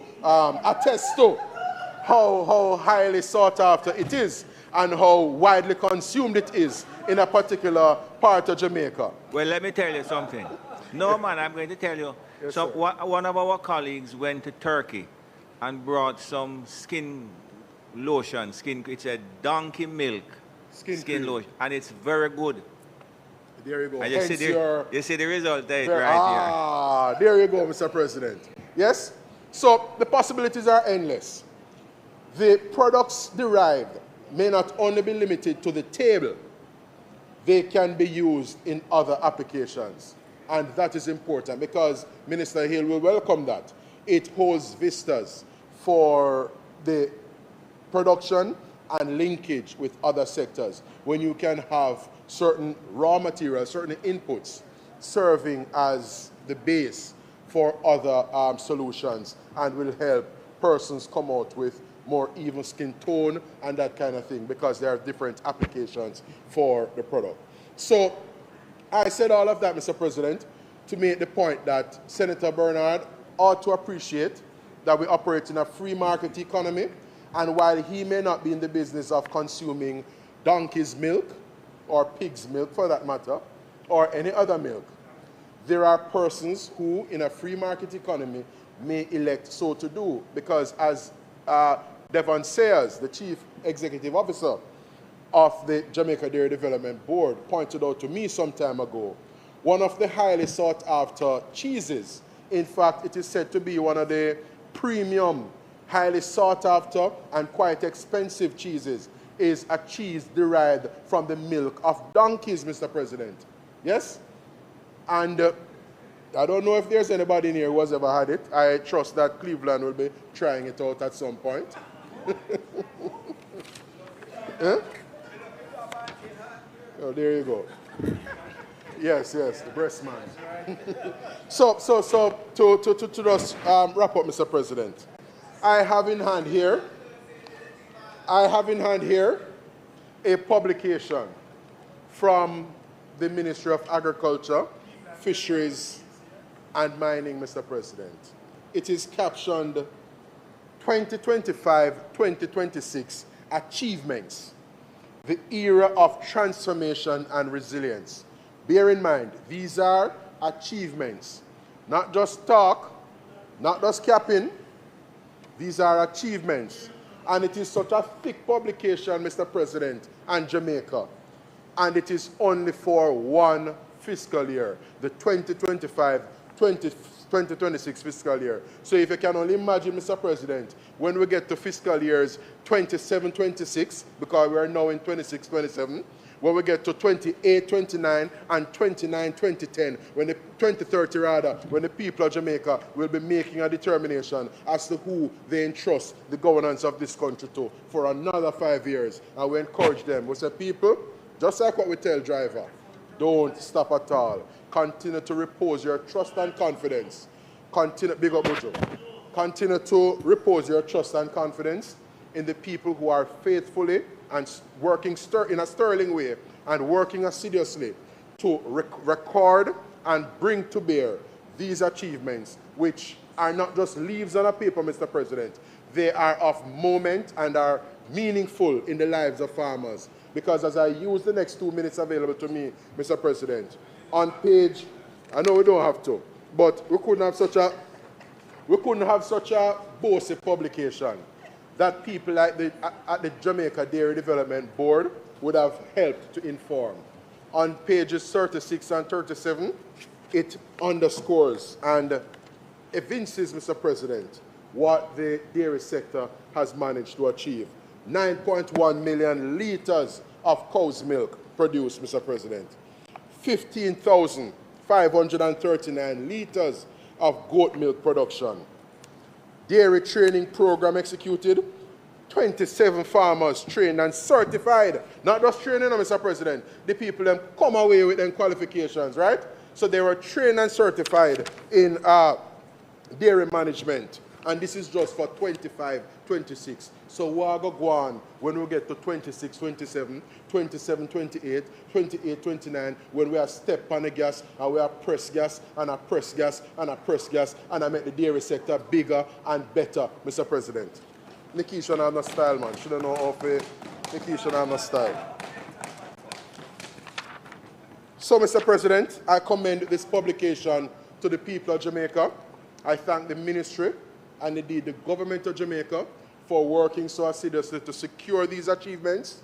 And I am very convinced and assured, Mr. President, that the future of the dairy sector in Jamaica is in good hands, and this country, by extension, will be better off for the sterling work being done by the Jamaica Dairy Development Board, and indeed by the amendment that we are bringing here today and what it will usher in respect of the protection and optimization of our Jamaica dairy farmers and the sector as a whole. With those brief remarks, Mr. President, brief remarks, I thank you very much, and may it please you, Mr. President.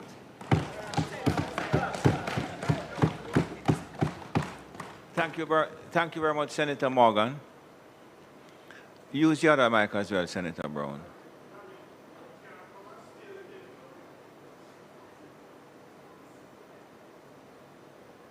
Senator Brown? You want, Miss, you go. Senator Brown? Thank you, Mr. President. It was my intention today to speak. In fact, this morning when I came, I begged the leader to allow me 1 minute on this bill. But having heard Senator Morgan, I don't want to add to the 1 minute that I requested. His presentation reminded me of a cricket match at Sabina Park. Famous Jamaican fast bowler by the name of Uton Dow. It didn't rain that day. It rained sixes and fours. And Uton Dow made the West Indies team. And he was asked to bowl against Australia. And the Jamaican fans started a chant, "Thou shalt not bowl." You remember it, Keith? Your father will have told you about it. "Thou shalt not bowl." In other words, the West Indies could have done without Uton Dow. This debate could have done without the speech of Senator Morgan. We have come here to support the bill. But he finds time to try and disparage members of this side. No, Senator Brown, with the greatest respect, I never heard him disparage. He spoke about the reputation that Senator Bernard is developing. So, I know what I'm saying. The bill, in my view, does not address the issues that were raised in an article last August in the Observer, entitled "Dairy Dilemma, Several Factors Keeping Farmers Away from Lucrative Sector." We're talking about the local producing about 11 to 12% of the milk demand. And what this legislation, which we're not opposing today, does, according to Senator Morgan, well, let me first deal with what he says. It's going to make the industry great again. And the language, as he said, came from elsewhere, great again. But Senator Morgan, those who promote the make great again are the same ones who revel in what they call alternative facts. And what we got from you today is a lot of alternative facts. In essence, he sent us, Jamaica will be better off by opening up our doors to more imports. And this import will benefit our farmers. Crazy idea. I don't think the farmers support that. It happened in the past and almost wiped them out. And then he says, trying to play to the crowd, oh, we're going to tax the imports and somehow use that tax to help the farmers. So it says. And then the question comes to me, so who's going to pay the tax? The importers or the consumers? And aren't some of the farmers consumers? And the bulk of the tax consumers who are going to pay the tax are poor people sent again, some of whom we'll speak about on the motion for adjournment. So, Senator Morgan is not a good advertisement for this bill, except that he may, like me, seems to have consumed a lot of imported stuff. That's fine, that's fine. I'm not worried about whatever you say. I'm not responding to you. Senator Mr. President, Morgan, I would appreciate that President, if you allow the speaker to talk. he knows not what he says. Leave him alone. Leave him alone. Mr. President, when young people hear about these imports and the taxation that is going to be leveled on them, it's not surprising that Senator Tomlinson told us in the Senate, and has been confirmed since, that over 50% of our people wishes to migrate, to leave our shores, to leave the prosperity of which you speak. That is a condemnation of your government last 10 years in office. And so, Mr. President, I don't need to say more than that, except to now say what I intended to say in the 1 minute that I'd asked for. So let me say this, President. This morning when I was coming to the Senate, somebody said to me, Senator, what's on the agenda of the Senate today? And I said, we're going to talk about milk, cows and goats. We're going to talk about conch. And the person said to me, Senator, it seems the government and their agents have more concerns, more regards for cows and goats than they have for Buju and people like Buju, who is now dead. May it please you, Mr. President.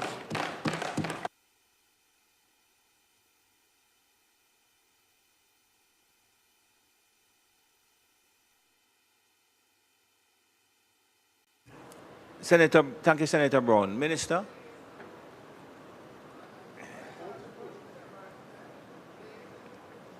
Mr. President, I thank, first of all the support team from the ministries that have enabled us to take these bills through so fairly efficiently. And we really thank you for your work. I say I'm even at this stage getting additional assistance. Thanks to my colleagues who have participated.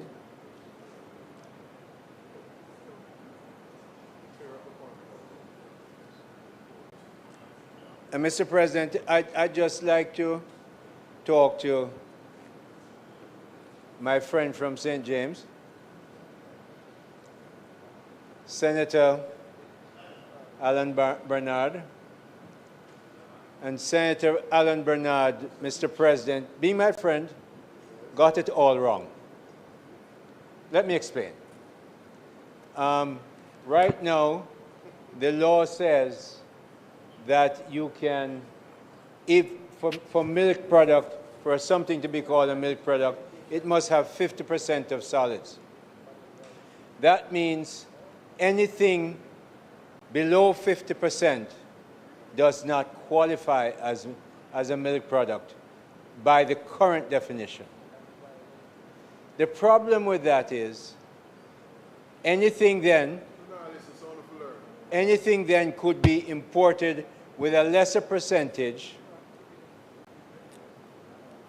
and be used in the market.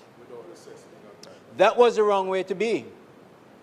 I tell you why. Because now that it's 5%, anything over 5% has to be classified as a milk product, and which means, therefore, that anything that is coming in, and here I want to inject something that you may not have been aware of. The minister is the one who gives the authority to import milk products. And therefore, any product now over 5% has to get his permission and has to be classified as a milk product.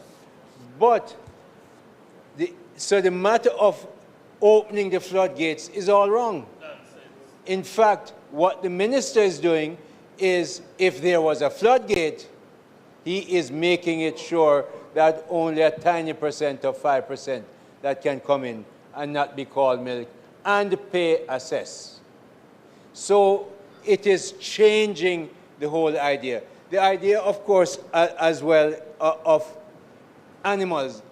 We talk about normal ruminants here.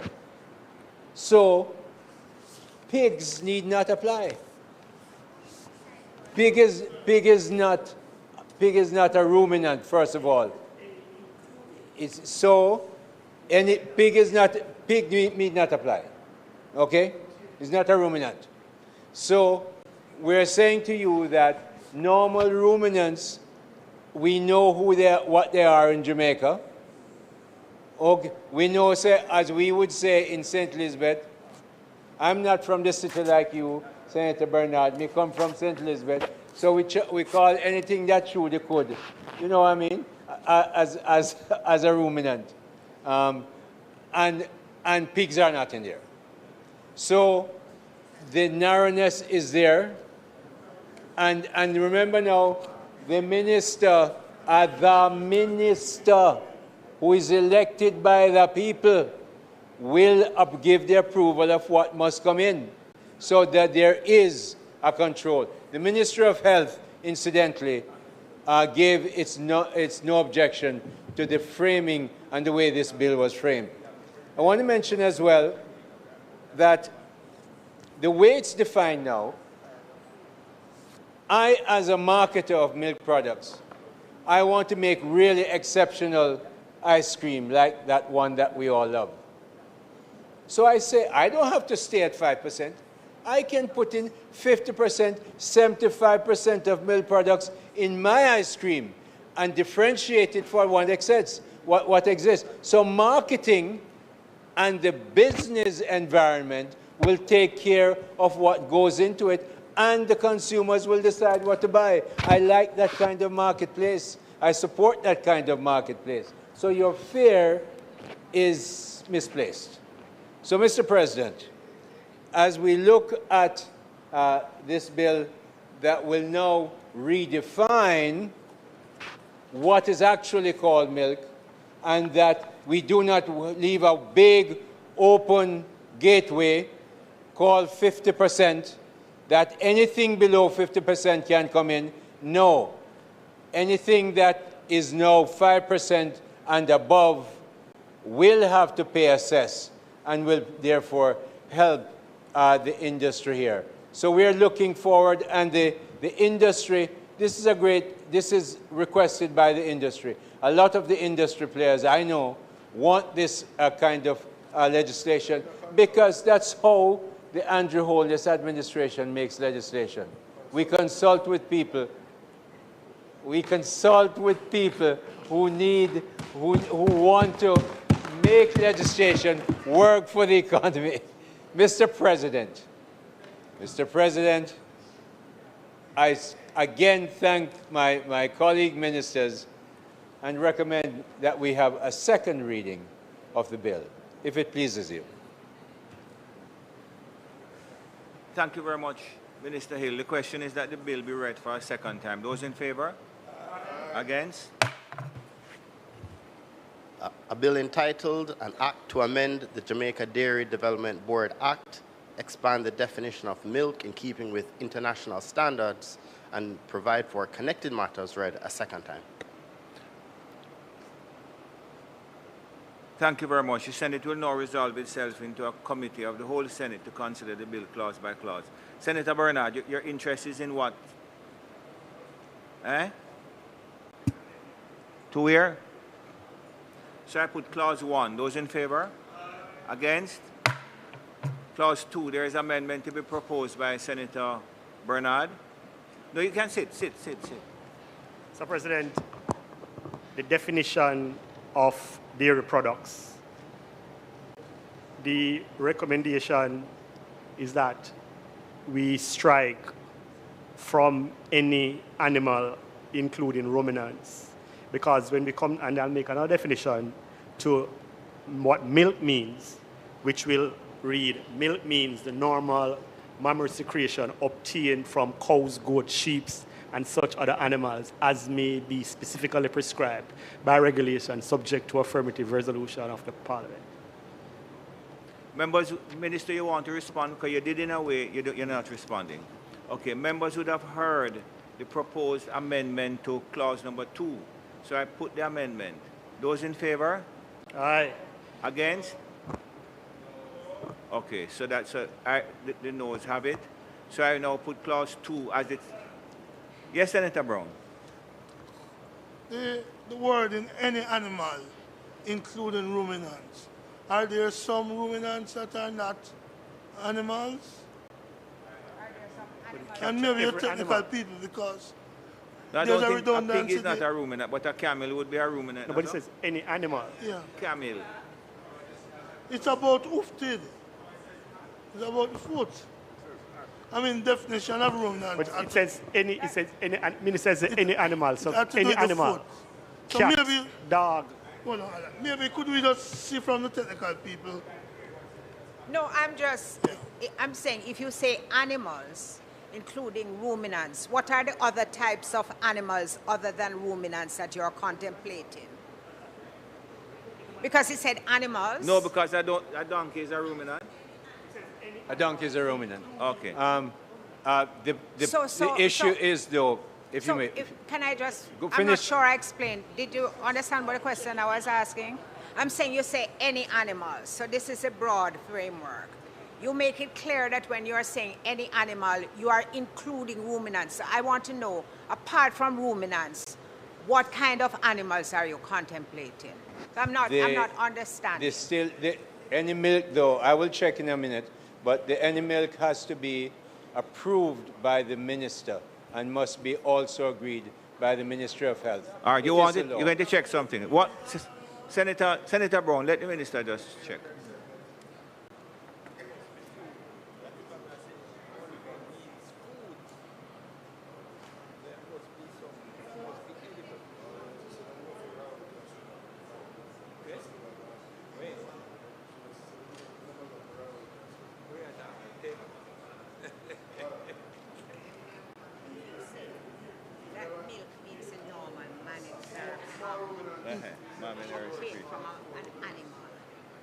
Including a ruminant. I want to know what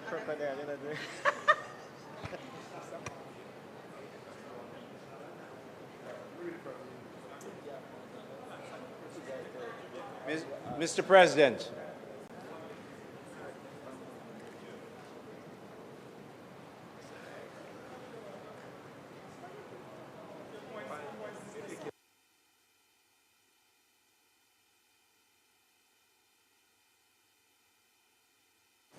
Yeah, Senator Hill.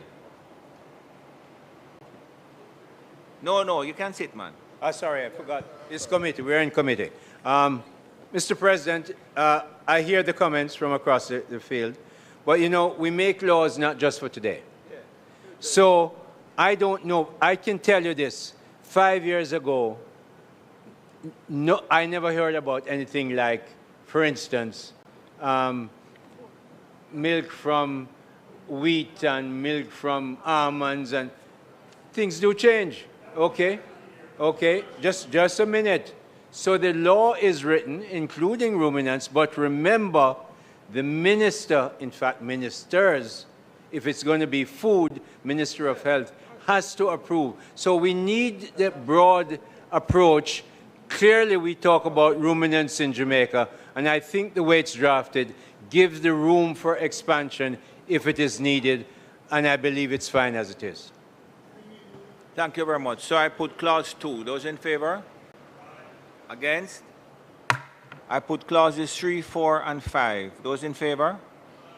No, I can't hear you now. Those in favor? Thank you.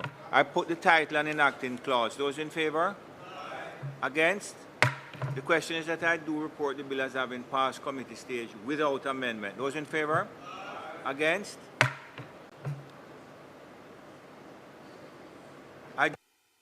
I do report the bill as having passed committee stage without amendment. Minister? Mr. President, I ask for the bill to be read a third time. Members should have heard the question. In favor? Against? A bill entitled An Act to Amend the Jamaica Dairy Development Board Act, expand the definition of milk in keeping with international standards, and provide for connected matters read a third time and passed.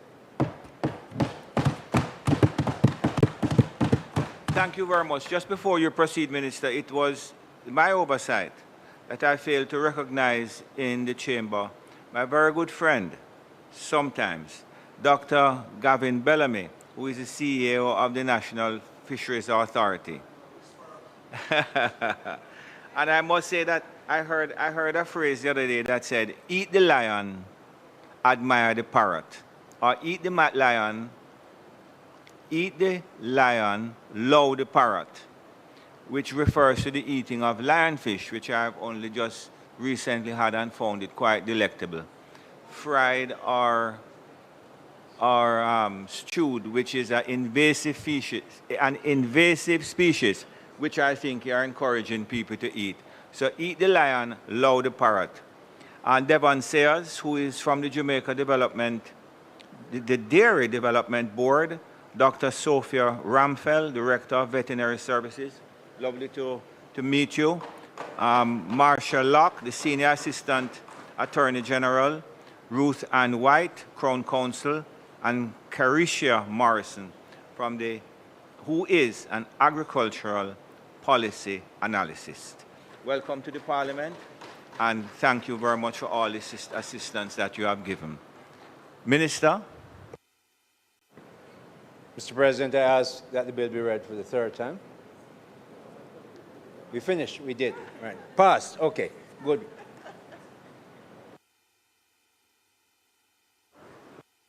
We're not.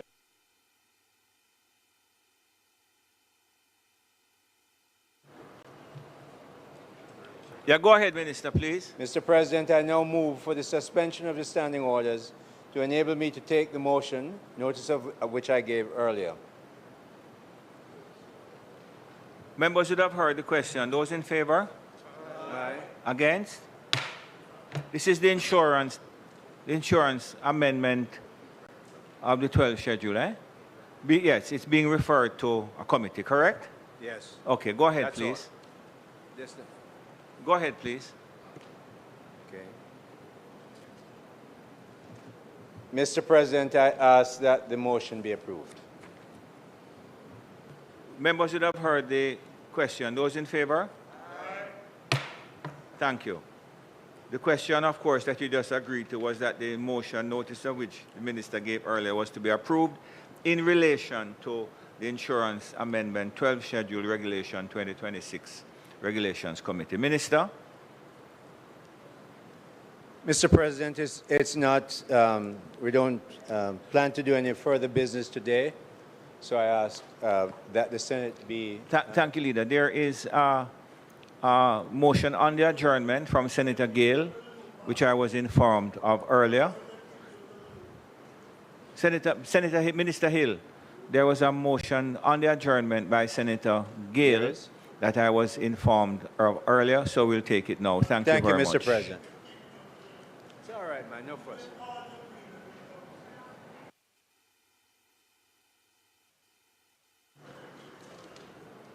And your work.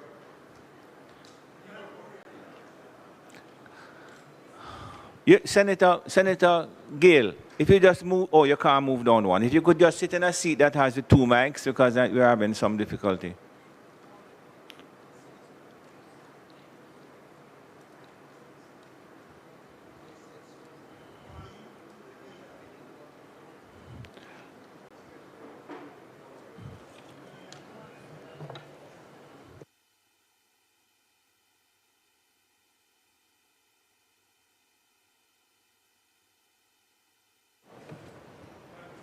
Thank you, Senator Gill. Thank you, Mr. President. And you did advise me to speak from a seat other than my own, sir. So I rise on the point of adjournment on a motion that as we observe Workers' Week 2026 under the theme, Voices Heard, Shaping Labor Policies in an Evolving Labor Market. Mr. President, I take this opportunity to pay tribute to the men and women of Jamaica whose labor, sacrifice, skill, and dedication continue to build and sustain our nation. From our farmers, sir, our teachers, our nurses, our public servants, to our artisans, factory workers, transport operators, hospitality employees, all our professionals, those in the financial sector, and even our entrepreneurs. It is the Jamaican worker who transforms ambition into achievement and who remains the foundation of national development.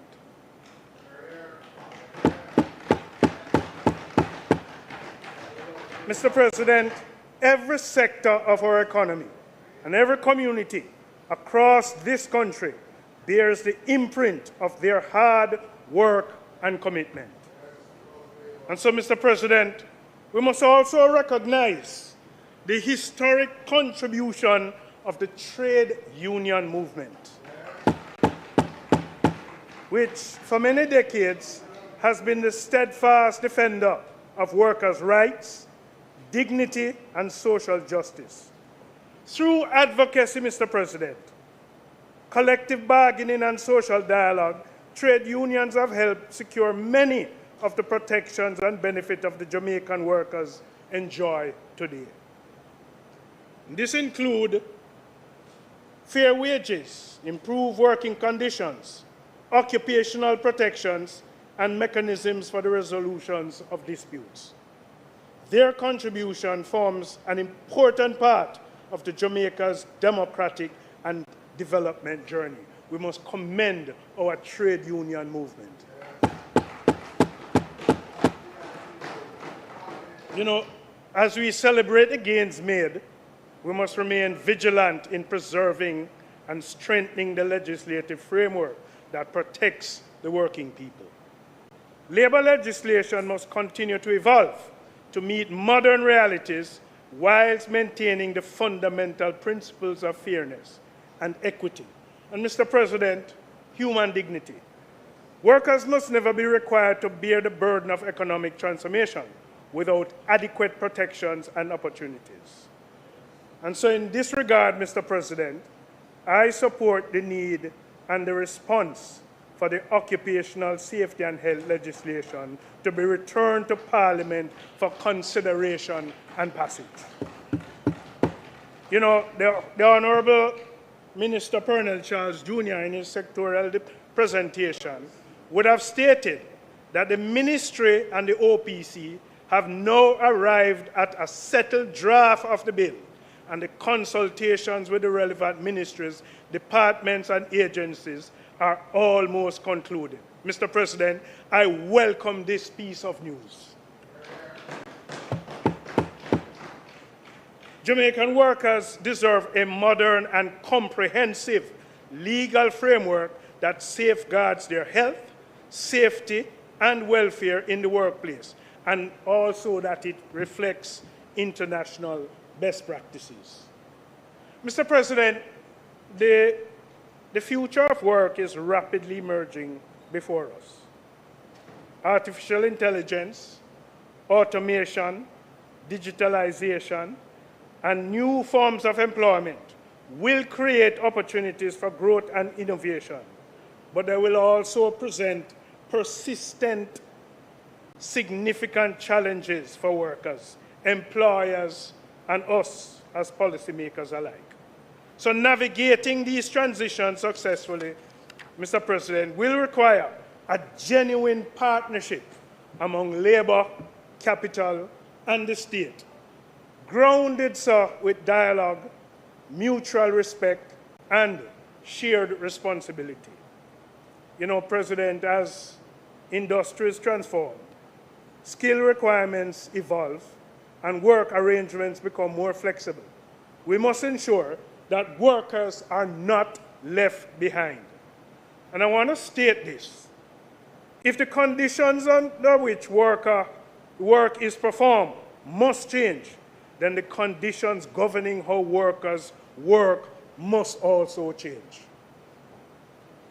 This includes investment in training and lifelong learning, protection of workers' rights in emerging forms of employment, fair access to technology, and social protection systems capable of supporting workers through periods of transition. Mr. President, you know, this week I heard 2 presentations in that other space. I want to commend the Honorable Minister of Labour, Colonel Charles Jr., for his future outlook on the work of the future in Jamaica and the preservation of the working class. I want to commend him. I also want to commend Minister Audrey Marks for her future plans in digitalization, which will promote productivity in this country. Mr. President, let Workers' Week therefore be not only a celebration of the contribution of Jamaica's working people, but also a recommitment to building a future of work that is productive, inclusive, safe, and just. And you know, the Minister of Labour and Social Security has advised the public that by virtue of Section 2 of the Holidays Public General Act and paragraph 4 of the schedule, National Labour Day 2026 will be observed on Monday, May 25, 2026. And so the public is further advised that Saturday, May 23rd is not a public holiday, and accordingly, Monday, May 25th, 2026 shall be observed this year as National Labour Day in Jamaica. And I thought it's important, Mr. President, to highlight that. And so, to every Jamaican worker, past and present, I extend sincere gratitude and appreciation. Your labor strengthens our economy, enriches our communities, and advances our nation. And through your efforts, through our collective commitment to progress, we affirm that one people, one purpose, in all things, Jamaica wins. Thank you, Mr. President.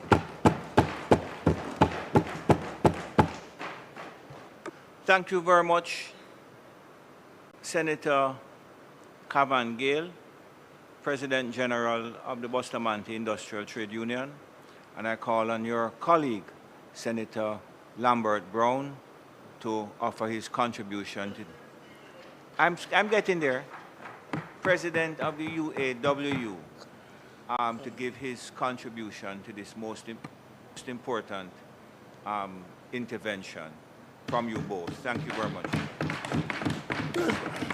President, you implicitly gave me permission to speak from a seat other than my own. Yes, I did so already. I took that. And just before the dairy people leave, well, Senator Floyd Morris, who normally sits where I sit, is currently in Baku, Azerbaijan.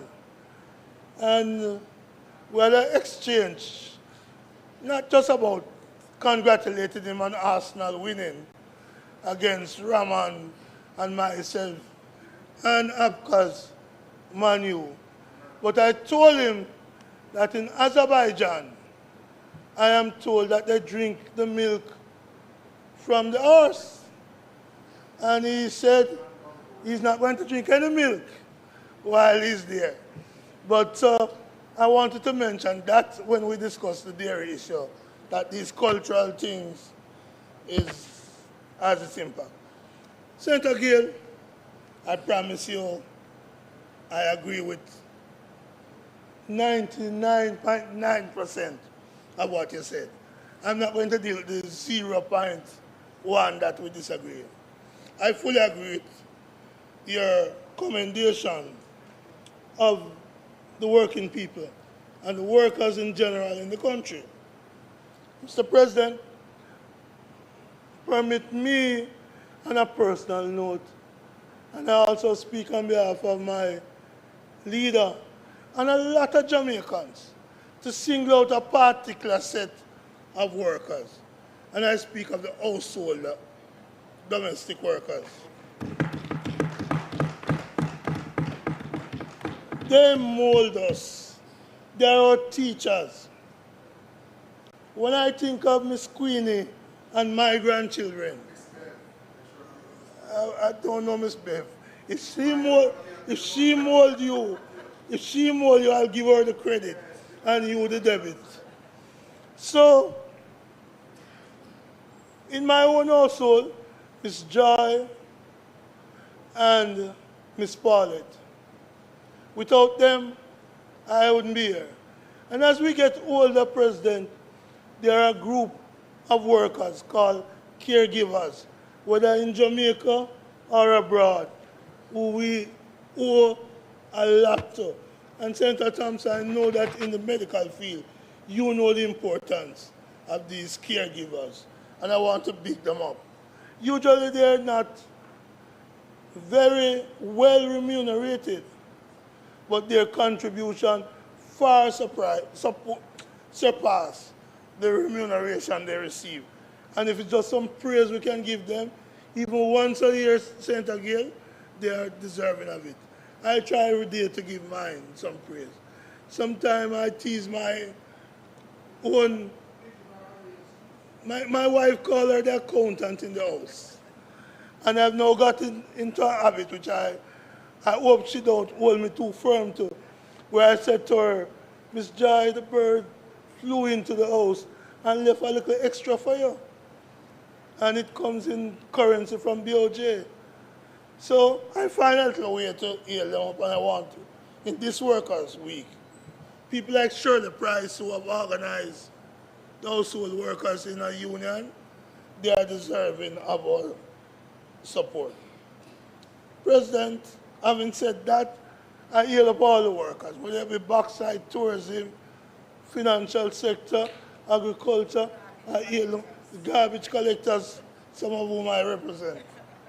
But I want to urge Senator Gill, your call for OSHA, I had to tick that off, so we agree. We need the Occupational Health and Safety Act. Pronto. You know my little story? That as big as the Alpha Tree clock is, we have been debating OSHA from it was a little wristwatch until now it reached as big as a clock. That's how long it has taken us not to pass this important piece of legislation. And in fact, we're operating on legislation which is genesis in the 1940s. Time come. I also wish, Senator Gill, and I know you support me on this, that Convention 158 of the ILO on termination of employment should be ratified by the government of Jamaica in honor of our workers. I think you'll also agree with me in the year that we celebrate 50th anniversary of the Labor Relations and Industrial Dispute Act, Labor Relations Code, and the IDT, and there's a symposium this week. I didn't see you there, but a very successful symposium. That in that context, we need to ask the government. In that context, we need to ask the government to move with dispatch that awards for unfair dismissal made by the Industrial Dispute Tribunal should be treated, Senator Roseman, you have heard me say it over and over again, like court judgment, not tax. And at the seminar, the High Commissioner for Trinidad was present, and she made the point that in Trinidad, such awards are not taxed. So, with that, big up the workers of Jamaica. You see, President, I don't know the Latin term. And it's a weird thing that in our parliament, that we're only allowed to speak English. We are allowed also to freely speak Latin. But Patois, Patois, time come for the workers of Jamaica who talk Patois to hear the language speak in these houses much more frequently and much more fluently. May it please you, Mr. President. Thank you very much for the interventions of both members of the Senate who wear two hats at all times, their trade union hat and their hats as legislators in this country. Thank you very much to both of you. I just point out that tomorrow, that's the 23rd of May, it is the birthday of Sam Sharp, who was the leader of the Baptist Wars from in 1831, in Christmas of 1831, and is perhaps the first time that workers were called, workers, if you will, enslaved Africans were called to strike. So it is noted that we celebrate his birthday tomorrow, Saturday, and there is the usual event at Hero Circle, those of you who can attend. I know, Senator, I am getting there. I know that Senator Gale will be there. Sam Sharp, of course, was from an estate in St. James, and no doubt there will be celebrations to mark his birth there. It always fascinates me to remember and to point out that people do not recall that Sam Sharp was amongst a number of national heroes and participants in various rebellions who had their criminal convictions expunged, and the recognition of them that their activities were not criminal but acts of liberation. And I think that we need to really they broke the rules of man. They broke the rules of man, but not the rules of God. And we have to recognize. So Sam Sharp, he would have been very amused by that exchange, I have no doubt. But Sam Sharp, we remember him. And there are two National Labor Day projects tomorrow. One is at on Monday. Sorry, thank you, Senator Brown.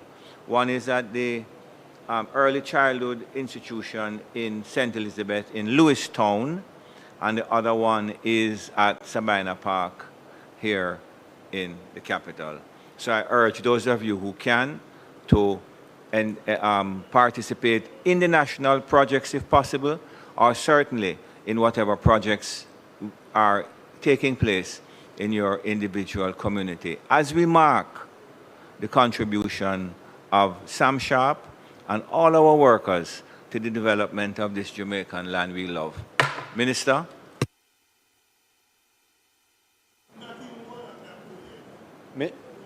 Mr. President, we have no plans for further business today in the Senate. Would you, we're asking that the Senate be adjourned for a date to be fixed. Thank you very much. The question is that the Senate be adjourned for a date to be fixed. Those in favor? Against? This Honorable Senate now stands adjourned for a date to be fixed. Thank you all very much. Please keep safe over the weekend. Keep safe on the roads and in your society. Thank you very much.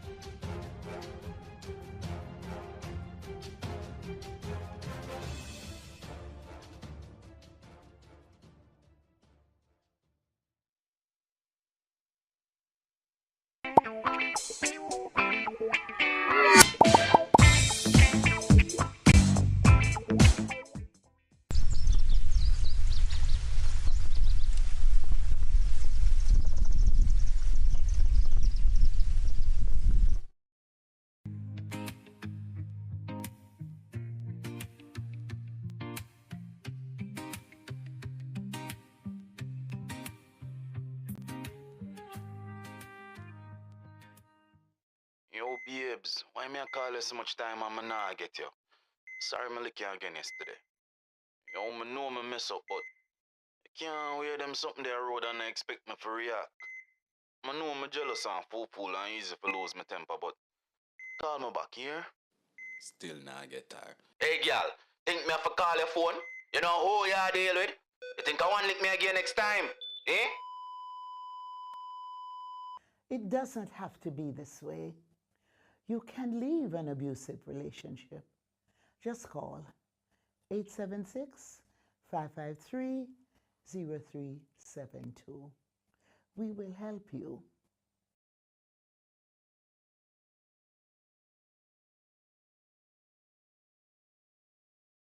Hey, just a reminder, your mental health is just as important as your physical health. If you're feeling overwhelmed, try talking to a trusted friend or family member. You don't have to go through it alone. Sometimes sharing your feelings can make a big difference. If you need more support, don't hesitate to reach out to the Health and Wellness Ministry's Suicide Prevention Helpline at 888 New Life. That's 888-639-5433. Remember, it's okay to ask for help. Your feelings matter, and there are people ready to listen. Take care of yourself. You deserve it.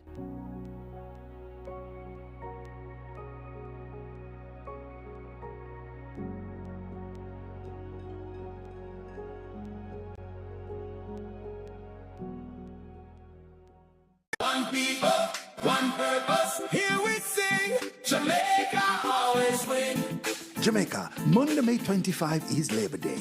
The focus this year is the restoration of sports, early childhood, and community facilities. Make sure to volunteer, cause we are one people. One people, one purpose. In all things, Jamaica always win. Yes, we always win. Always win. Motorists, as Minister of Justice, I appeal to you, obey the road code, pay your ticket on time, and only go to court if the ticket is being contested.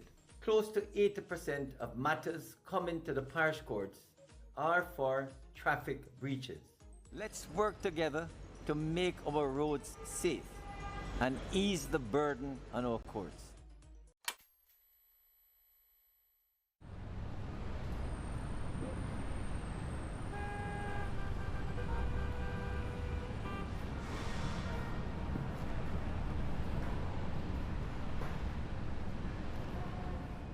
Now, the Public Broadcasting Corporation of Jamaica, or PBCJ, is Jamaica's lone public service television broadcaster. We are charged with serving all audiences through the provision of impartial, high quality and distinctive content, which informs, educates and entertains, hence the PBCJ's tagline, the People's Station. We produce a variety of content from current affairs, which would be a counter to the premise that we only produce older programming. Because there were a lot of popular programs then that still, surprisingly, have an audience. Programs of a cultural variety, educational, and such. So, a wide variety of programs. We never had news until maybe about 3 years ago. And we started off with some, what you call, daily news briefs. Now we have a fully established half hour of news Monday to Friday. So we have grown in that sense. And we have a number of current affair programs that weren't being produced then. Thank you for joining us. Something as powerful as a media entity has to be built on something. And the foundation for that would be that older content. We have reformatted some of those programs that you could say have not been dated. And there is a landscape in Jamaica where we do have an aging population. People remember what JBC used to be, and we are still in the physical space where JBC was. So you have that bridge that forms the gap between the past and the current. The content aired is centered on our mandate, which is basically to promote Jamaica's